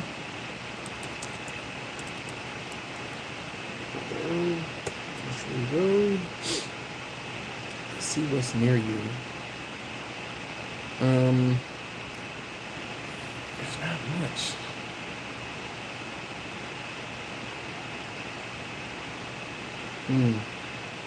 Are you there because you're doing something with NG? Just questioning. Because there's not much stuff around you. So there's the Cracker Barrel. And there's a Royal Farms up the street, but I think that's kind of far from you. You said you walked 20 minutes. So you gotta be... Oh, there it is right there. So you probably are at this conference center, if I had to guess. Because you told me what you were there for. Or what you were in town for. Yeah, that could be a 20-minute walk to get to this 7-Eleven. And, hold on, let's see. Let's see the girls. M-Girls, yes, I have. M-Girls are really nice, really nice. It just says we don't have the same difficulty getting our alcohol that you have in Baltimore, but Germany has all the best. I was there back in 78. And they had beer and vending machines. This was so cool. Langs and Jambo smokers are the OGs. Yes, indeed. I've seen a couple people recently with Jambo cookers. Jambo cookers. But I won't say not many. But definitely not many.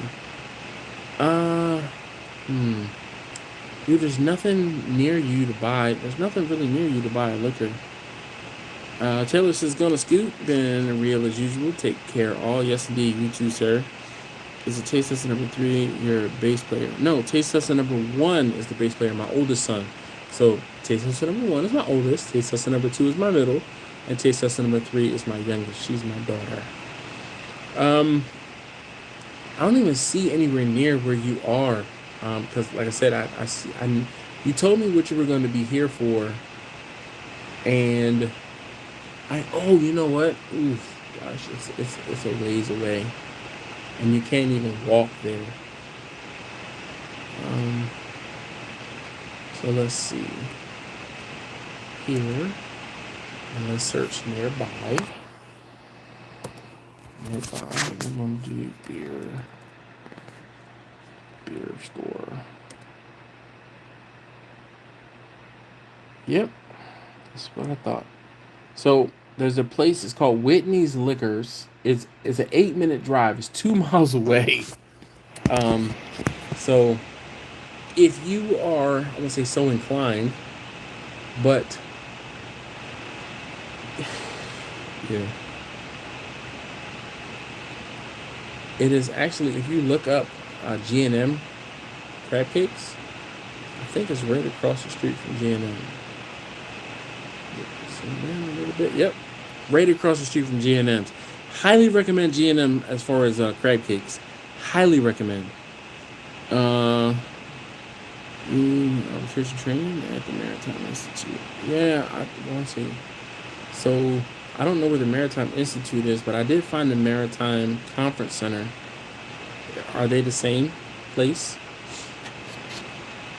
How often do you have to touch your smokers, touch up your smokers, and how do you deal with rust? So Jordan, I am the worst to ask about that.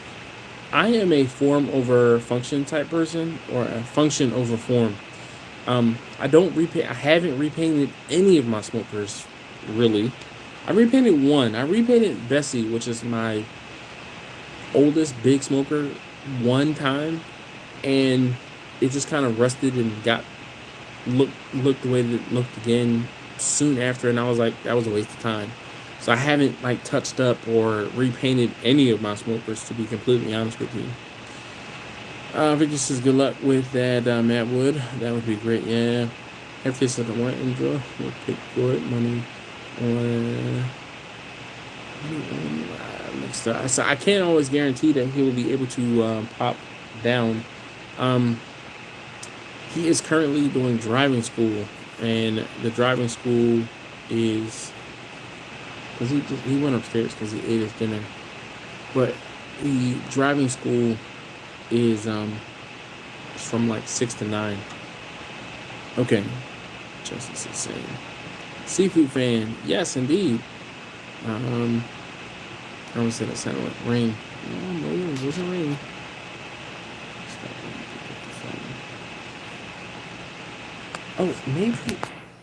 Maybe the background noise. I wonder if I had my phone sitting on my laptop, and it's probably reacting with the. Oh my gosh, I'm such an idiot. It was sitting on top of the speaker, and maybe the microphone or maybe the pickup was like picking up some background noise. Is it better now? It's a good song for the bass. Stop. Yeah, just air movement. Sorry, guys. Am I not? It's. That's like a fan.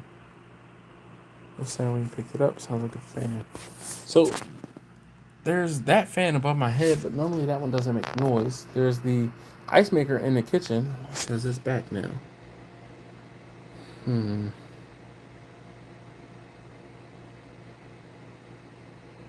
mean, the only other thing is it could be the fan from my laptop. All right, fan from in your laptop. Yep, that's what I'm guessing.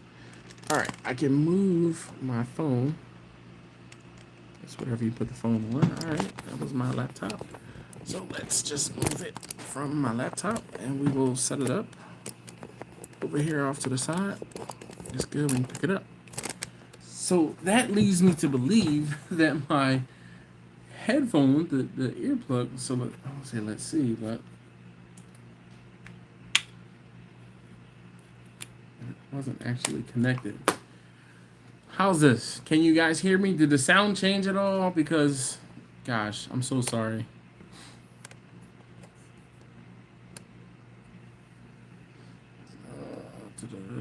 Outside when it's rusted with vegetable oil. Okay, stand off. Sounds good. When I got 2 offsets 3 years ago, I seasoned with vegetable oil. Fire inside and out. Yeah, I pay more attention, or I season more the insides than I do the outsides, just because they are going to look the way that they're going to look. Matt says I'm trying to breed crawfish for now in the aquarium, but if they breed this year, I'll move them to my pond so I can fish them in 3 to 5 year period. Perfect. Now sounds good. So my earbud must not have worked or been working for the live stream. I apologize. I'm so sorry. Usually I put my earbud in, it's like connected, and I'm thinking that I'm talking to you guys, but I had the phone right above where the fan or one of the fans is on my laptop. Yeah, so sorry about that. Justin says perfect now. Sounds good now. Sound is way better. I'm an idiot. It's like my first time doing a live stream or something. Jeremy says it's clear.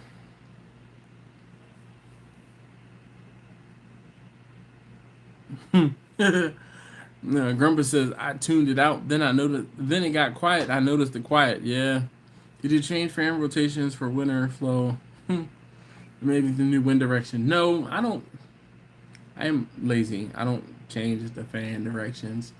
I know in the summer you're supposed to change it one way, in the winter change it another way. Man, the fan stays the way that it is. The fan above my head is on.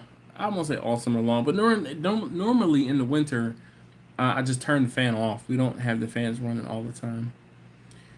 Kirk said that did it. Marlon, don't worry about the sound. Do you know how many times I have worn a mic only to find out after the show that it was using the computer mic? Yeah.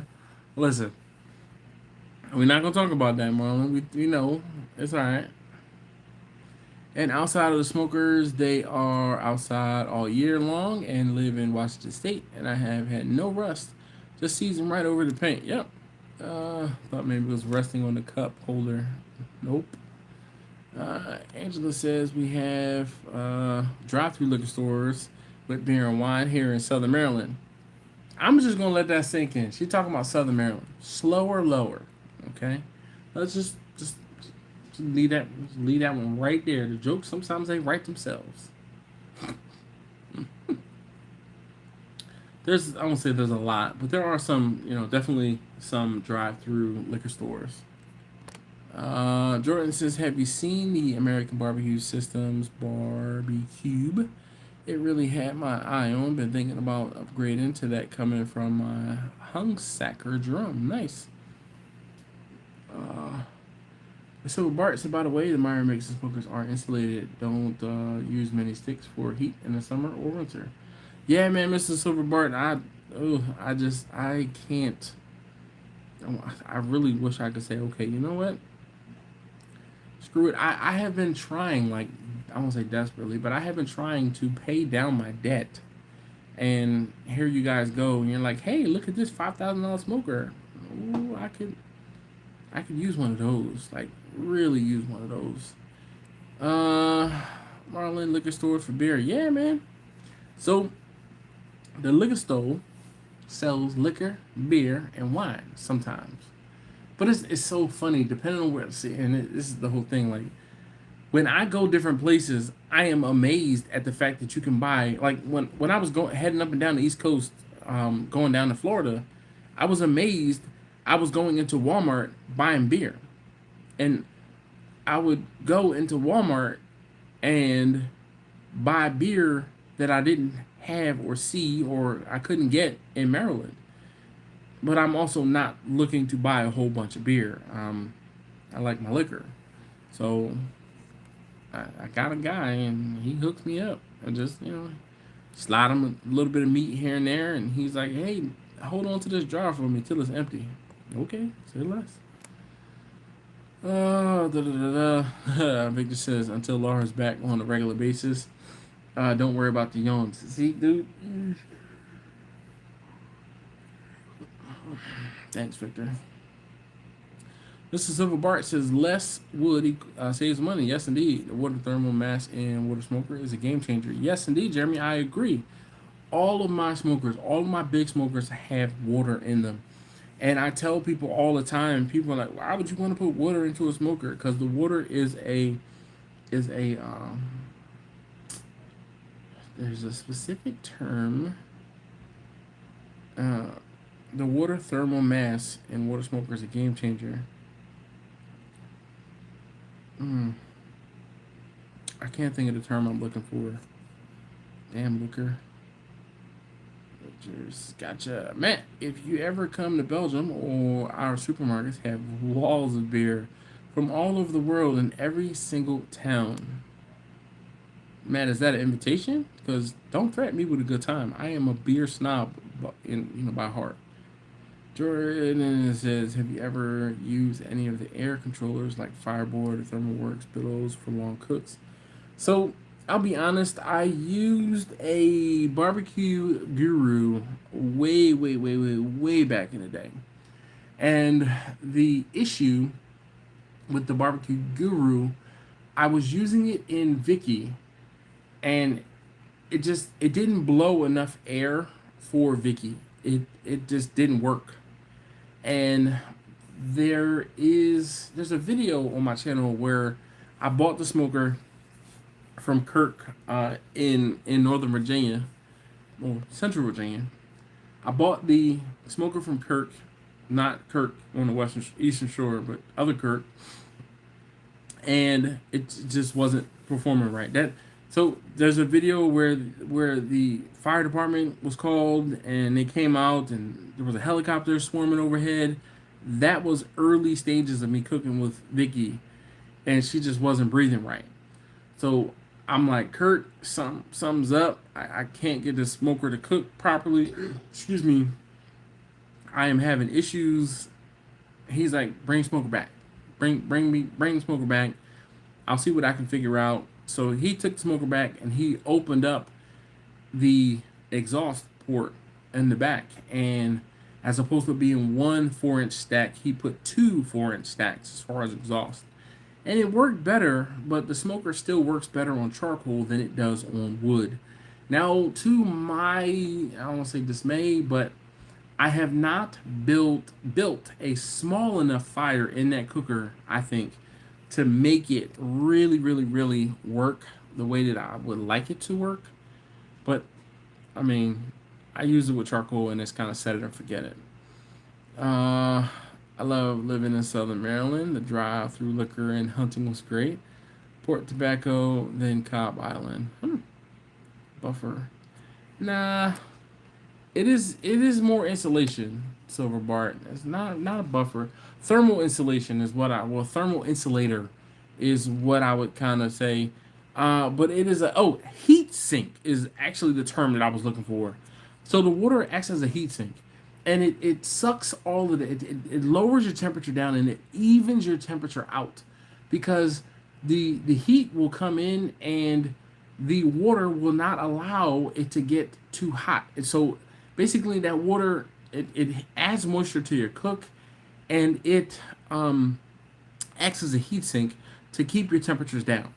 Water boils at 212 degrees, so the ambient air temperature won't get much higher than 212 degrees without actually having to push that smoker.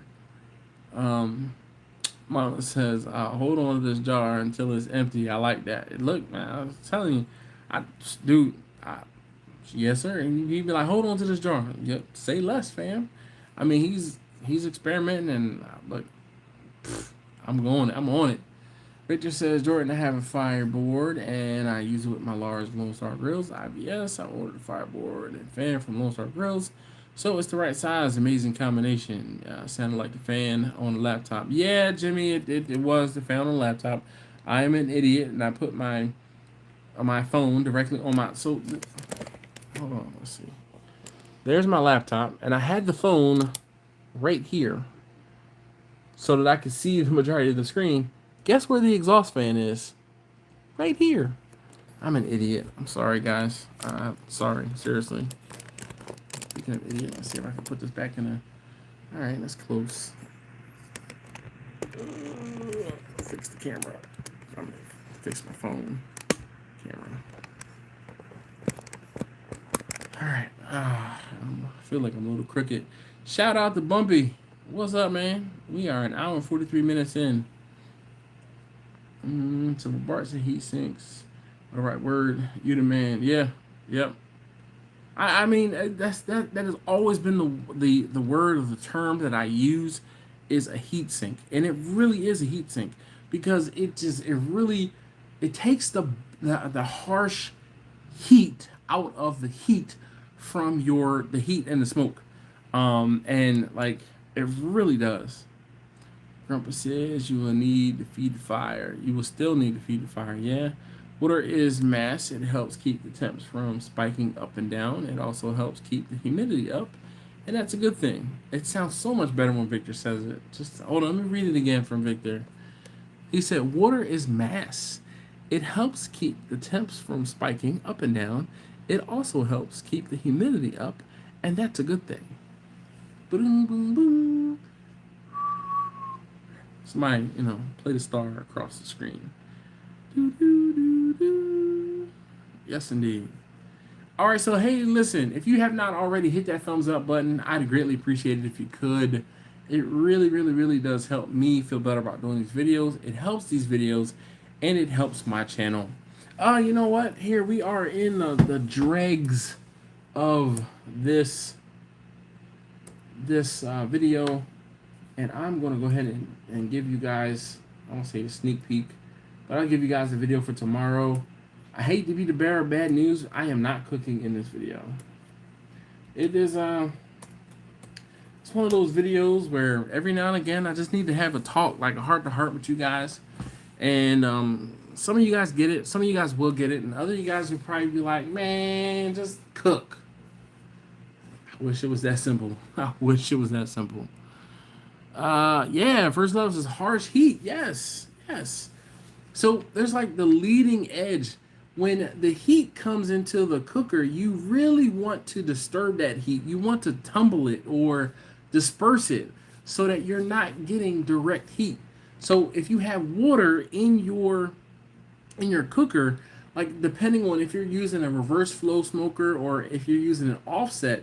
So, and this is where I would need to like turn my phone sideways. But so this is your cook chamber and this is your firebox. If it's an offset, right, your heat is coming directly into your firebox. This part of the cooker is going to be hotter than this part of the cooker. The heat is going to be harshest over here. So what you do is you take a small catering pan or something and you put it with some water at the end of the smoker so that heat, boom, it hits that and it burns or heats up that water pan. I've seen people use like splits in Texas on those Moberg smokers that everybody loves. They put 2 splits on the leading edge directly closest to the firebox so that heat and smoke hits those splits, and it does 2 things. It heats the splits up so they can take those splits and put them into the firebox and they ignite immediately, and it also creates turbulence in the smoker so that direct harsh heat isn't hitting your meat directly. You all are geeks, and I'm an engineer. Technically, I'm an engineer too. My alma mater is, the George Washington Carver High School of Engineering and Science. So I be an engineer too. So funny. I remember vividly. There's a woman I used to work with, and she said, I never learned how to spell engineer until I became one. Victor is a co-man, yeah. Victor, if you think that's good, just wait till you hear my BS while fishing on the boat. He said, oh, it's deep. Jordan says, so I have a drum smoker with a charcoal basket. Is it possible to run a charcoal basket in a similar offset using the minion method like a drum as another opinion versus just running splits? So Jordan, you probably could run your basket in the offset. Only thing my concern would be is if the basket will fit inside of your offset. It doesn't count. Yeah, I have the degrees. You say less, fam. Weird flex. Degrees plural. Never mind. I mean, I just it's still an alma mater. I'm an engineer by alumni association.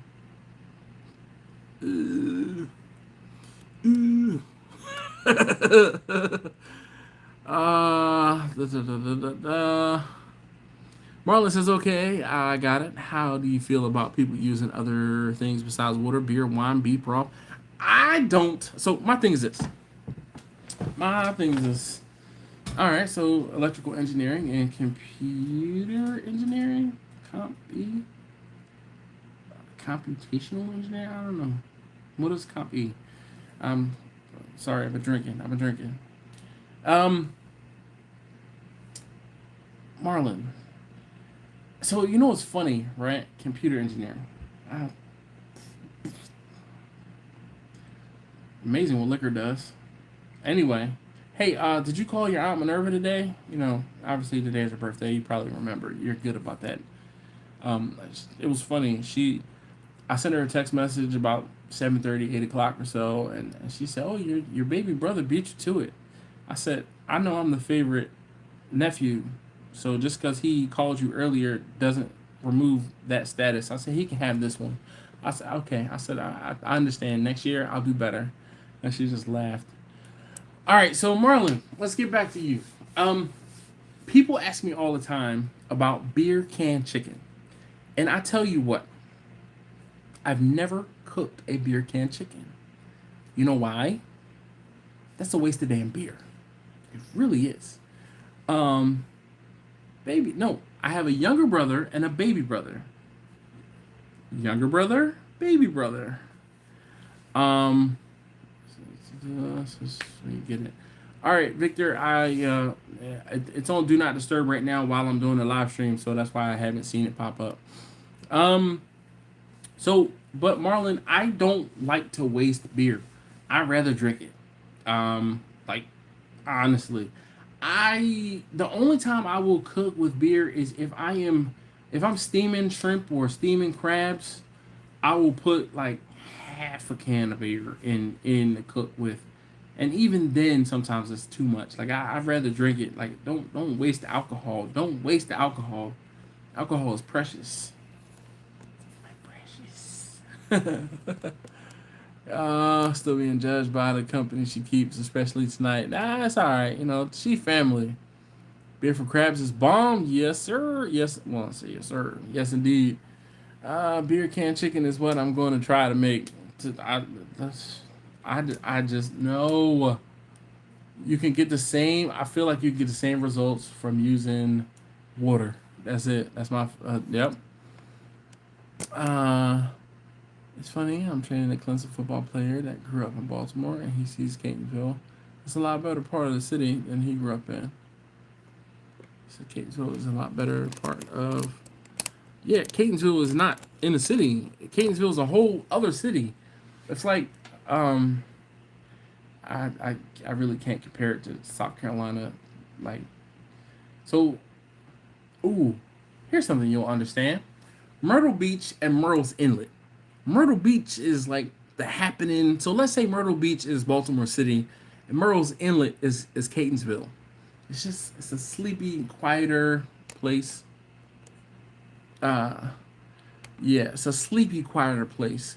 Um, I grew up in Baltimore, and he says Catonsville is a lot better part of the city than he grew up in.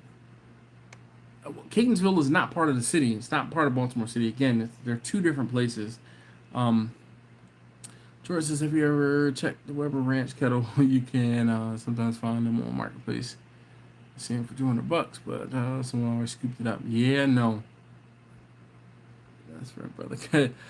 Yeah, it's Grumpus. You know, yeah, I am. So, that's best friend, brother, cousin. Yes, indeed. Yep. Yo, you're missing out. I use beer in so many stuff. Nope, I'm not. I drink my beer. I drink my beer while I'm cooking. I don't cook with my beer. I rather drink it. That's just my own personal thing. I know. You only use half a can, not much waste, and I know you can't. I know you can't see it now. Later, yeah. Yeah, see, Angela says the same thing. Catonsville isn't the city. Jeremy says just use water. Bingo. Only creating steam with beer or water. Yep. And actually, well, okay. So let's put on this hat right now. Let's talk scientifically for a second. I think the reason why people prefer to use beer is because alcohol has a lower boiling point than is the boiling point vaporization point. Yeah, alcohol has a lower vaporization point than water.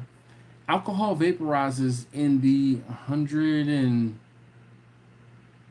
it's like 160, 170 degrees, something along those lines. I don't know. I'm sure somebody in the comments knows exactly what temperature alcohol vaporizes, or evaporates. Evaporates. and water doesn't evaporate until 212 degrees. So maybe that's why they're using alcohol in cooking, because you'd have to heat up the water so much warmer, and or it'd take longer for that evaporation to happen. Does that make sense? Uh, Jeremy says only creating steam with the beer or water. I have like 2 or 3 cookbooks about cooking with beer. Oh my gosh. No, I drink it. Have you ever smoked brisket that was not trimmed? It seems like most of the fat will render away. It will not render away. You will be left, I won't say left with, but I have never smoked a brisket without trimming it. I have trimmed some briskets less aggressively, and that's when I was being lazy. But no, I trimmed the briskets. The folks up here do not appreciate. They don't appreciate having a whole bunch of fat. Grandpa says half can of beer, stuffed can with fresh herbs. The aromatics do make a difference. Now, see, again, you could just put some aromatics in with some water and you'd be good. The water will do you good. Jeremy says beer helps with sauces, and if you baste, yeah, flavor wise anyway. Yeah. Victor says FYI, my first rotisserie chicken was a success, but not pretty. I need to work on trussing the chicken. I'm doing another rotisserie chicken Thursday, plus some ribs and the Hungsacker hanging rack in a Weber Smoky Mountain. Nice. So spit water food. Would that not create too much smoke? I was just... Oh, so split. Gosh, I'm sorry. I don't have my glasses on. So, you know, it's funny. I don't want to say funny, but I got some new glasses. And they're progressive lenses. And I don't like them. Because I'm supposed to be able to... First of all, it says, so split water food. Would that not create too much smoke? I was told to place the split on top of a closed firebox to dry it out before using it. So, yes, Marlon. When you put your split on your firebox, you are preheating it. And, you know, it's crazy. The first, I don't say year, but the first couple months, I did not subscribe to... I'm like, man, I take the splits, I throw them into the fire, they catch, and boom.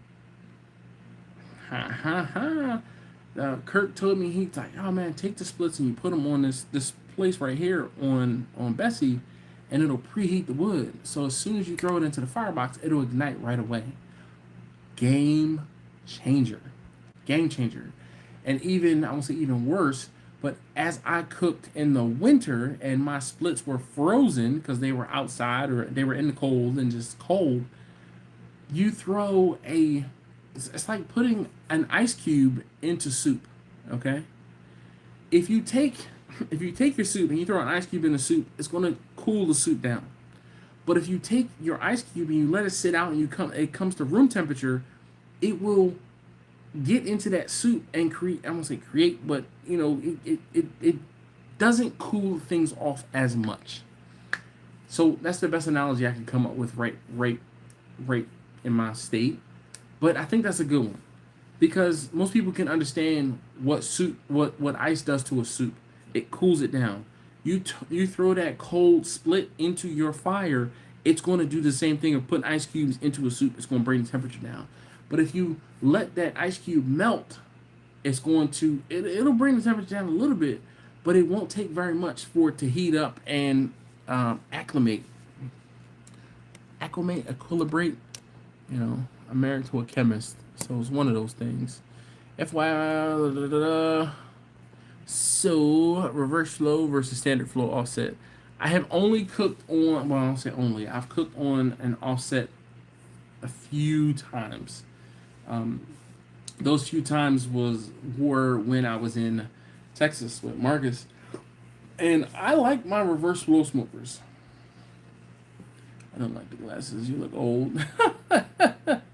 I mean, I am old. Shoot, I got 9 more days, and I'll be 42. So these are the old ones. I like the old glasses. You know?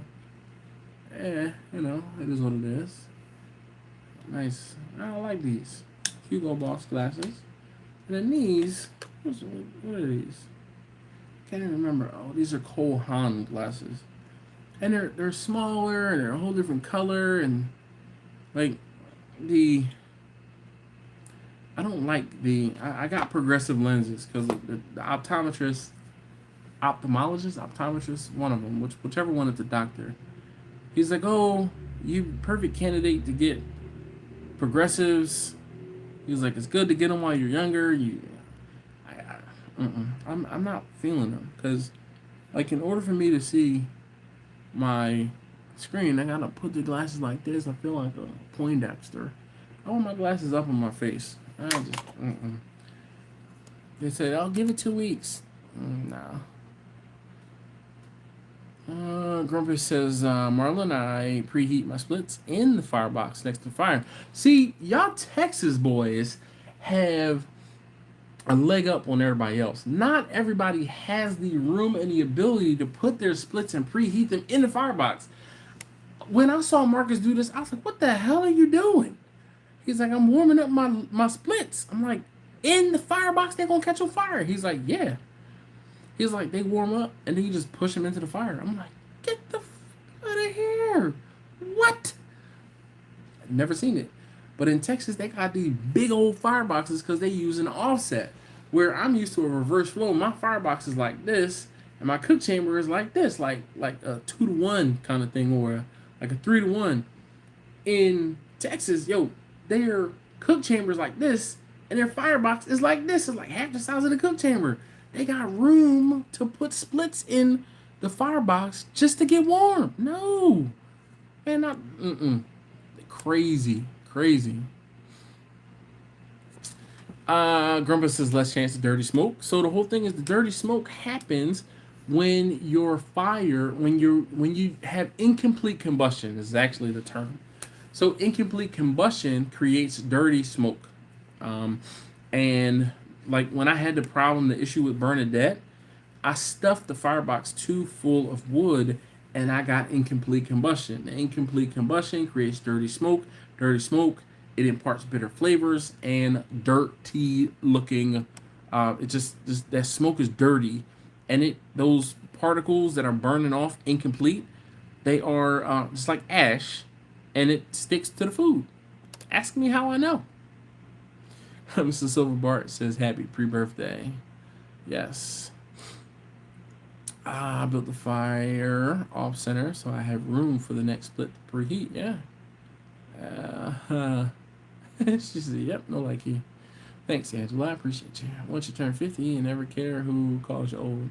Look, listen, that's a badge of honor, dog. Like, Marlon, I won't say I can't wait till I'm 50, but I am, look, I'm trying to get there. That's all I got to say. Richard says, Jordan, if you have a properly tuned offset, you don't need reverse flow. Reverse flow was all the rage a few years back. It's just not all that important now. No, man, it's still important. I'm a fan. I am not just because not everybody is a fan. That's it. And I take shelves out of warming box filled with logs entirely. Cook has preheated logs. Boom. That's a freaking great idea, Kurt. Because the warming box is just sitting there getting warm. And I was, shoot, why not? Wow. So in the firebox, yes. And I don't know whether you could see it in the video when I was in Texas. Let's see here.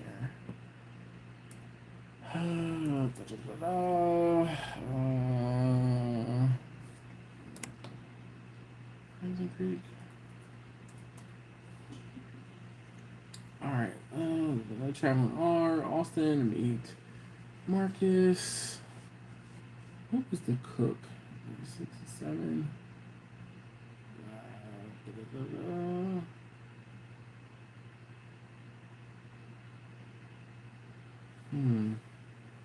Oh, let's just look Austin. And Blaming on the Rain, day 2, and the cook. So I know for sure I'm gonna say talking. Good morning, party people. And Mark. Oh look, I had just gotten these glasses, the old glasses. Alright, let's get to the. I'm trying to get to the point where we're cooking. Alright, so we're. Alright. Many hours later. we're in the midst of seasoning and getting things ready. Oh, nope. When he was doing something and I was going, we kept switching off, and I would typically move over to police events. The benefits of being on some land in Texas. I'm in that was ATV.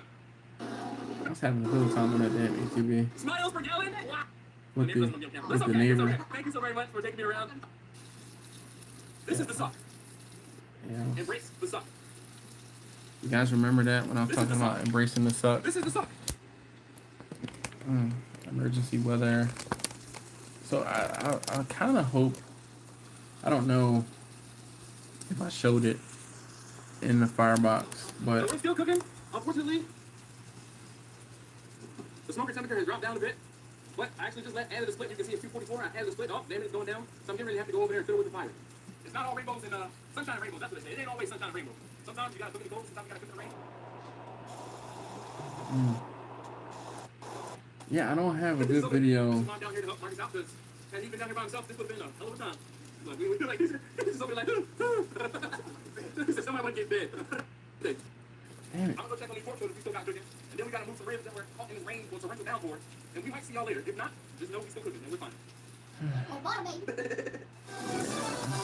Alright.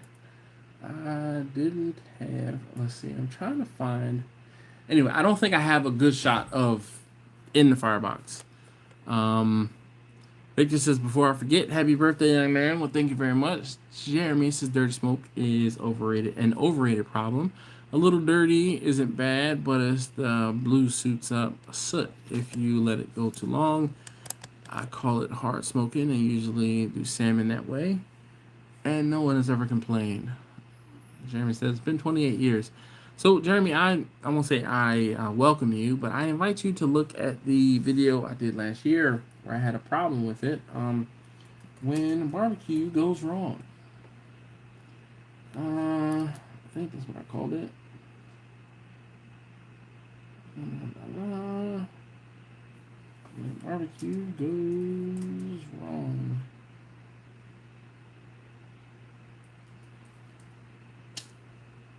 Damn it.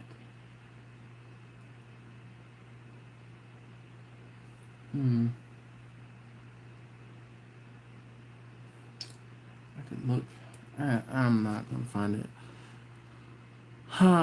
For Victor says, for the purpose of reverse flow was to try to have consistent temps across the cook chamber. The longer the cook chamber, the harder it is to do, and yet the Moberg does that without reverse flow. Yeah, but see, this is the thing that a lot of people and Victor, I've talked about this before, and I think you have a glamorized view of how those Moberg smokers work. The whole thing is, with the Moberg, the way that they're able to have such an even temperature is because the heat is coming from here over to here, and they cook on one low level. If you don't have the space to put a 15 or 20 foot or 25 foot 1,000-gallon cooker, I don't have that space to put a 1,000-gallon cooker in my garage. I don't have the space to have a 1,000-gallon cooker on the back of a trailer that I will be like hauling like on a porch or an enclosed porch trailer. So that isn't reality for me, and that's not reality for most people who are having to keep their trailers in a self-contained unit. If you are in Texas, and you guys in Texas are the exception because y'all have so much damn space to just spread out. I can't spread out. I have to spread up. And a reverse flow smoker will give me that same length of travel in a, it's like you can build a neighborhood that's flat or you can build a high-rise apartment. That high-rise apartment building is going to have the same capacity or hold the same amount of people as a sprawling community. All right. Angela's funny. Some grilled salmon sounds delicious right now. We gotta eat dinner with the fam. All right, no problem, Don. Thank you very much, man, for hanging out. Jeremy says everyone loves Weber grill flavor, and it's all dirty smoke. It just depends on how long dirty smoke Levi presents. Jeremy, consider when smoking salmon is a short smoke, so dirty smoke isn't as much of a problem as a long cook. There you go. Levels present, dirty smoke levels present. So I agree to a certain extent to you, with you, Jeremy. I will put food in the smoker before the smoker has fully come up to temperature, and I know that it's gonna give it a little bit of dirty smoke cook time. But I'm okay with that slight dirty smoke cook time in the beginning when I know that the smoke is going to, or the cook is going to be backed up by good smoke after everything settles out. And part of that is just as opposed to me waiting an hour for the smoker to come up to temperature, I can wait a half an hour, put my food in, and then once the cooker levels out, I'm already rolling, and I have a half an hour, you know, heat on my food, so I'm not a half an hour behind. If that, I'm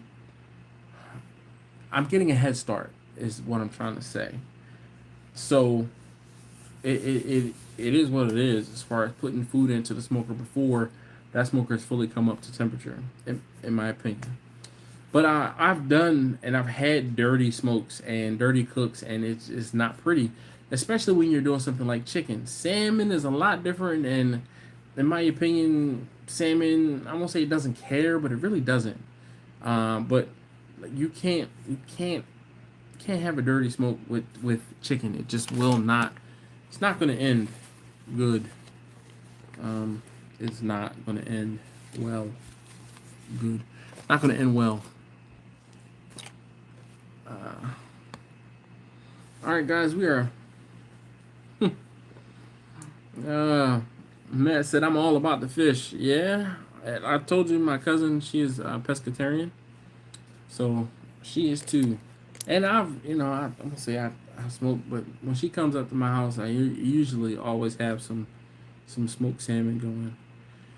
Grumpa says Moberg or char griller. It's all about learning your pit. Expertise trumps equipment. Master what you have, and your food will come out fine. Yeah, Dash, you're talking about a different thing. I agree with about the footprint situation. Do you know my large Lone Star IBS is the same capacity as a 500-gallon smoker? I agree. Yeah, I do. But so the whole thing is the path of the heat and smoke. Oh, I won't say I neglected, but one of the things I did not. Again, I won't say didn't talk about, is one of those things that when I learned when I was in Texas, I'm like, why aren't you guys using the top grate, or why aren't you using the top of the cooker? And they're like, we don't want to because the top of the cooker is hotter. Well, yeah, the heat rises, and they're like, no, we want to keep everything down low where the heat is similar. And it I was befuddled, and I'm like, why wouldn't you want to maximize the space? But then I'm like, y'all don't have to. As opposed to maximizing and stuffing as much stuff into a single cooker, they just have 4 cookers. And it blew my mind, but I don't have that same ability. So, smoked salmon. Yeah, I'll smoke salmon. SALMON. Come on, man. Salmon. I have multiple videos smoking salmon. Look at this. We're talking about salmon. I have a video of the sound of smoked salmon and sauteed asparagus. Let's see. Smoked salmon on a trigger. This was a good one.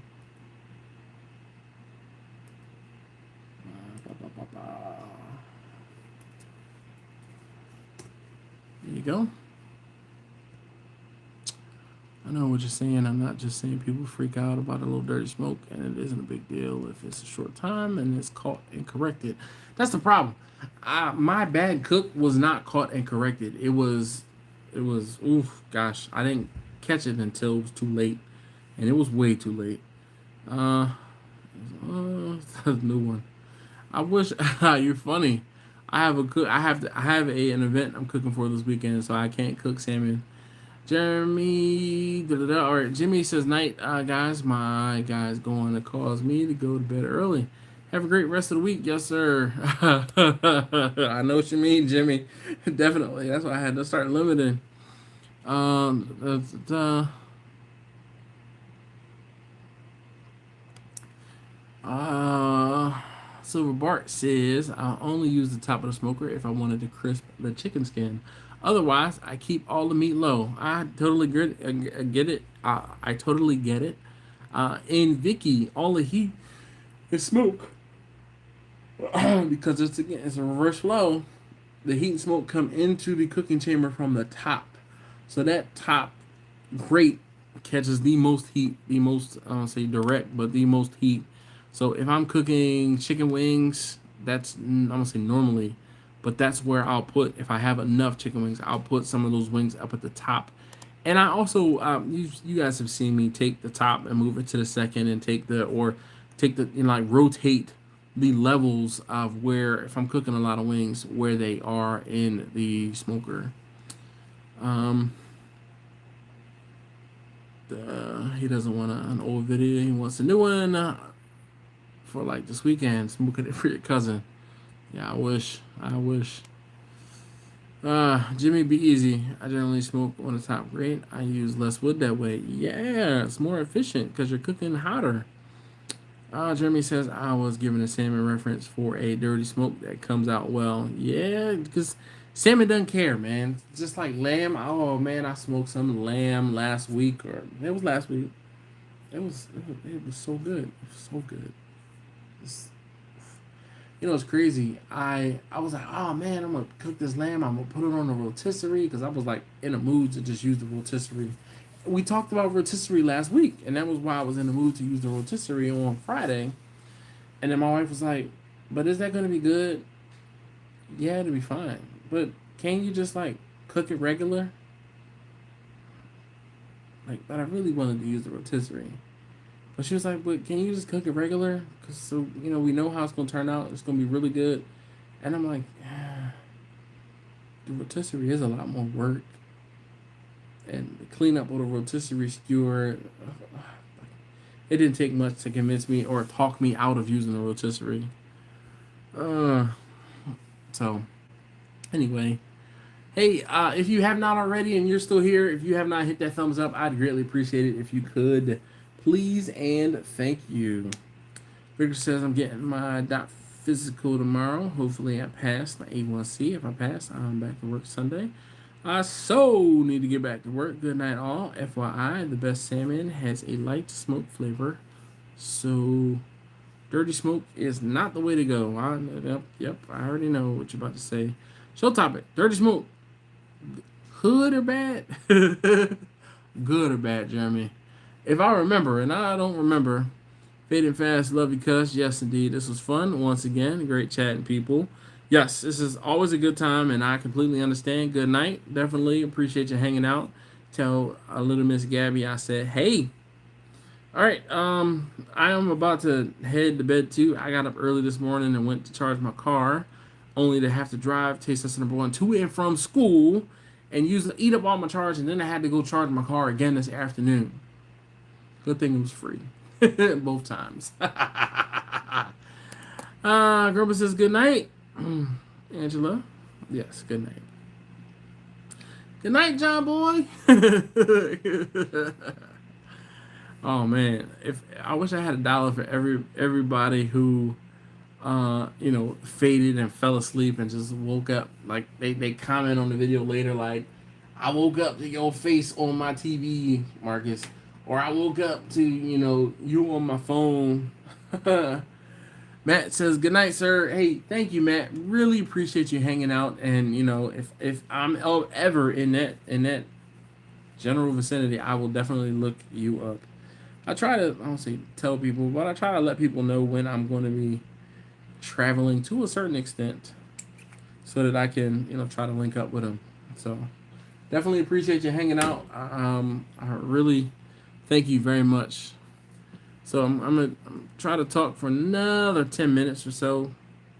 Speaking of which, here I'll put up the video for tomorrow once again. Dashboard.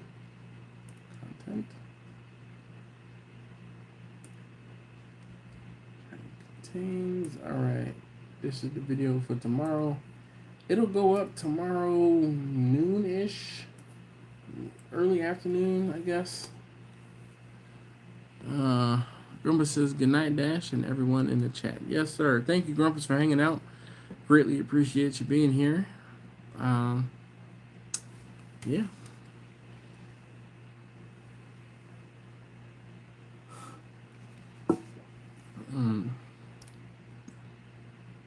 Energy drink is done. It's 11:20. Trying to make it to 11:30. Jeremy says, I'm out. I am out. All right, Jeremy, thank you very much for hanging out. Greatly appreciate you. Anybody else still here? Want to sound off? Talk about your dream cooker? I guess, Bumpy, what's your dream cooker? If you haven't already answered, so down below. Shout out to Jeff. Jeff said he was going to be watching again later. Mr. Richard, hopefully all is well if you're still here. So if you're here, you know, I wish I could see who was... Oh, I guess I can see who's here. I can see at...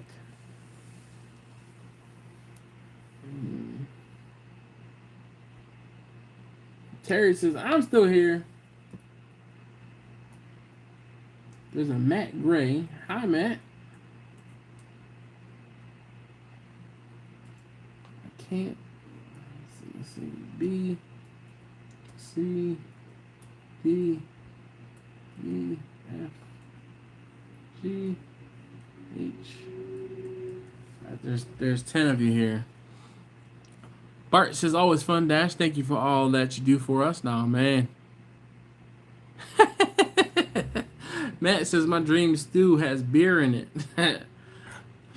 Just go ahead, just die on that. Just die on that hill, man. Cooking with beer, it's just not my thing. It really isn't. The only time I cook with beer really is like steaming some crabs, making some crab legs. That's about it. Oh, shrimp, steaming shrimp, making crabs.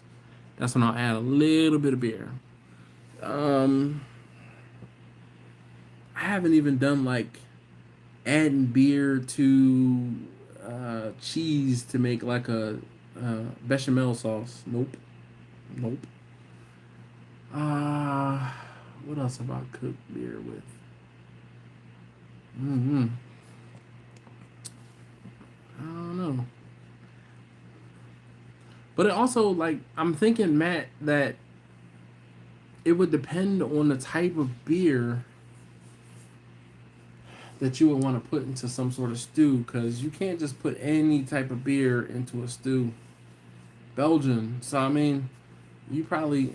how do you feel about Belgian white ales? I'm a fan of Belgian whites. Ales.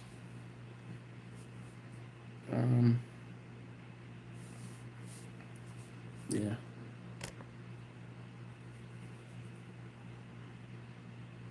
Hey, Terry, you gonna take it easy or what? You gonna go hard and hurt yourself? I need to shave my head. I've been lazy. Haven't shaved it.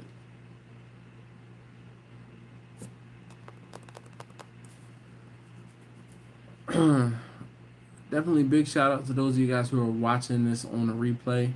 Greatly appreciate it.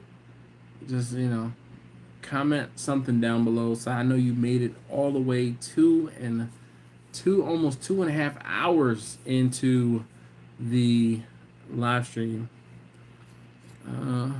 Matt says we have like 600 beers, if not more, and we are smaller than your smallest state.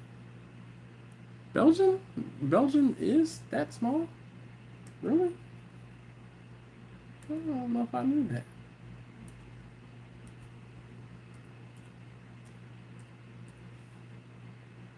Belgium.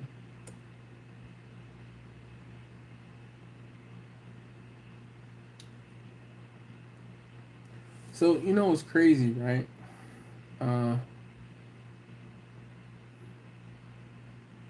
Belgium, I won't say it's home, but Brussels, there was the company I worked for, there was a guy who had the same name I did, Same first name, same last name, but our middle names were different. I used to get his email all the time, and he actually was in charge of a big program that was in Brussels.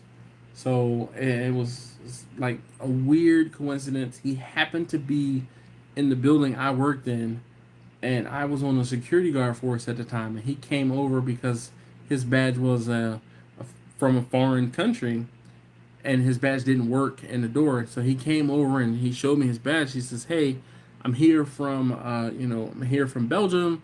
My badge is probably not going to work here in this building. Can you open the door and let me in?"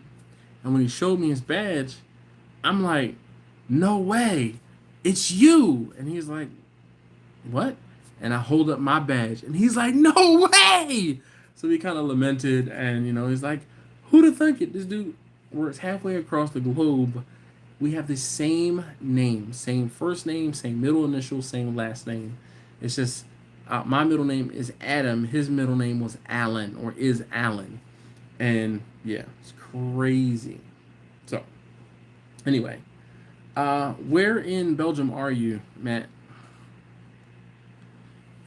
Terry says he's taking it easy. I'm talking to a lady that wants pulled pork soft enough so she can puree it. Ooh. Oh my god. Oh my god. What the hell is she doing with the pulled pork puree? Is she making like nuggets out of it or something? Like, what? What? Is she putting it in dog food? Like meatballs? What? Oh my gosh.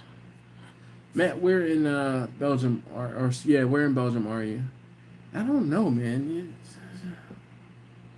Quick facts. Directions. Flemish part Brussels, like 40 miles from me. Flemish. On a diet. Flemish. Oh, he said Brussels is 40 miles.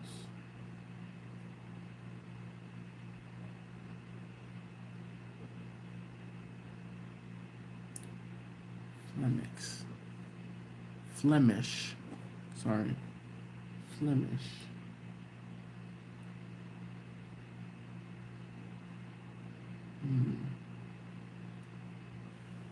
I don't know.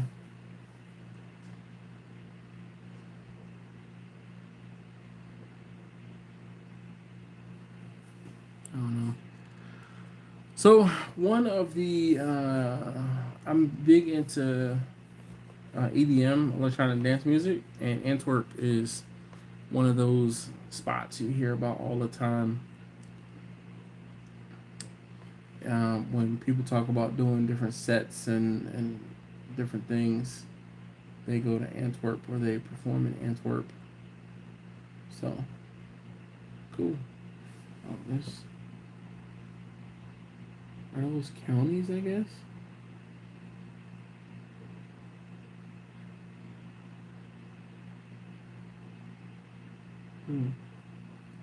Flemish? I don't know. Antwerp is close. Okay, so you're further north. See, I like geography.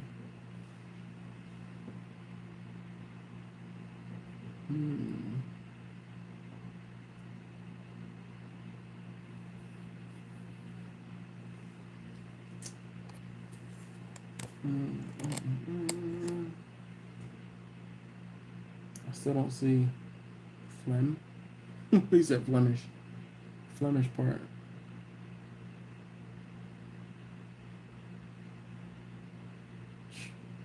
I just butcher some of these names if I try to start pronouncing them.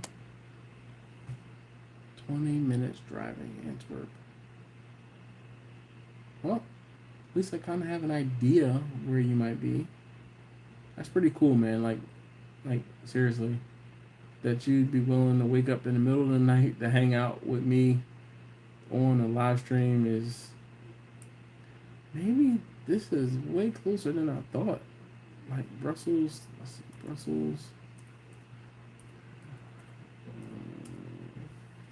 Brussels, Belgium. Let's get directions to Antwerp.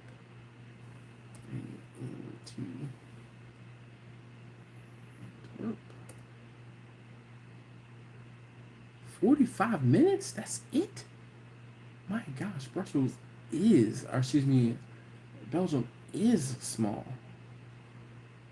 So if you're like 20 minutes, which means you're like, well, you said 40 minutes away from Brussels. I feel like I'm trying to figure out a puzzle. This is my location, but this is about 2 French dogs. English is Flemish. Okay.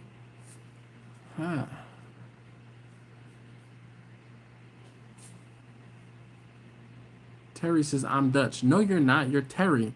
Dutch is Dutch. Kent is Dutch. He's Daddy Dutch barbecue. He's Dutch. Not you. You're not Dutch. You're Terry. Okay, so man. All right. Okay, so I'm thinking I'm figuring this out. Shoot. Rotterdam. So that's Germany.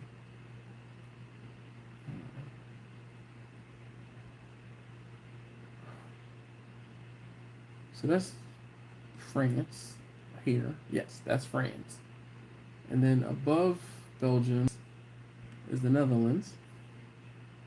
And then to the right is Germany. Okay. And Luxembourg is in between. Huh. Alright. Well, cool. German Dutch. You can drive through Belgium in like 3 or 4 hours. Yeah. I see. It's so it's hard trying to get perspective. And the one thing that I know is I've been to Germany. So we flew into Frankfurt, and then we went to Nuremberg, and then from Nuremberg we went to Rothenburg ODT. So my wife was working. Oh gosh, the map got too close. It's Rothenburg. She was in a small town.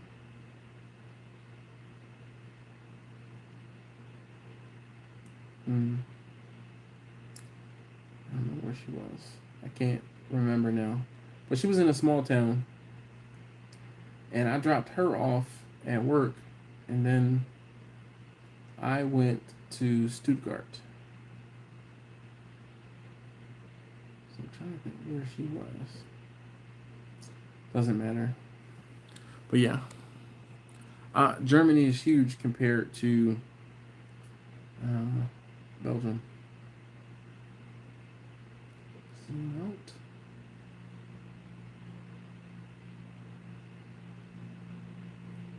But Belgium, I don't know, man. If Belgium is smaller than our smallest state, because our smallest state is Rhode Island. I don't know where I'm from, but I do know that our family has a sword from Napoleon. Sword from Napoleon. Well, cool. All right, guys. Well, geography lesson over. Thank you guys so very much for hanging out. And I do apologize for the vertical video. I don't know what I did when I was setting up the video today, but it was like, nah, bro, you're not changing from vertical. Yeah, great. Anyway, I'm going to go ahead and end this so I can go to sleep. Got to get up in the morning. I have to do blood work in the morning. Anyway, thank you guys again. I will see you guys next week, and don't forget to check out the video tomorrow if you haven't already.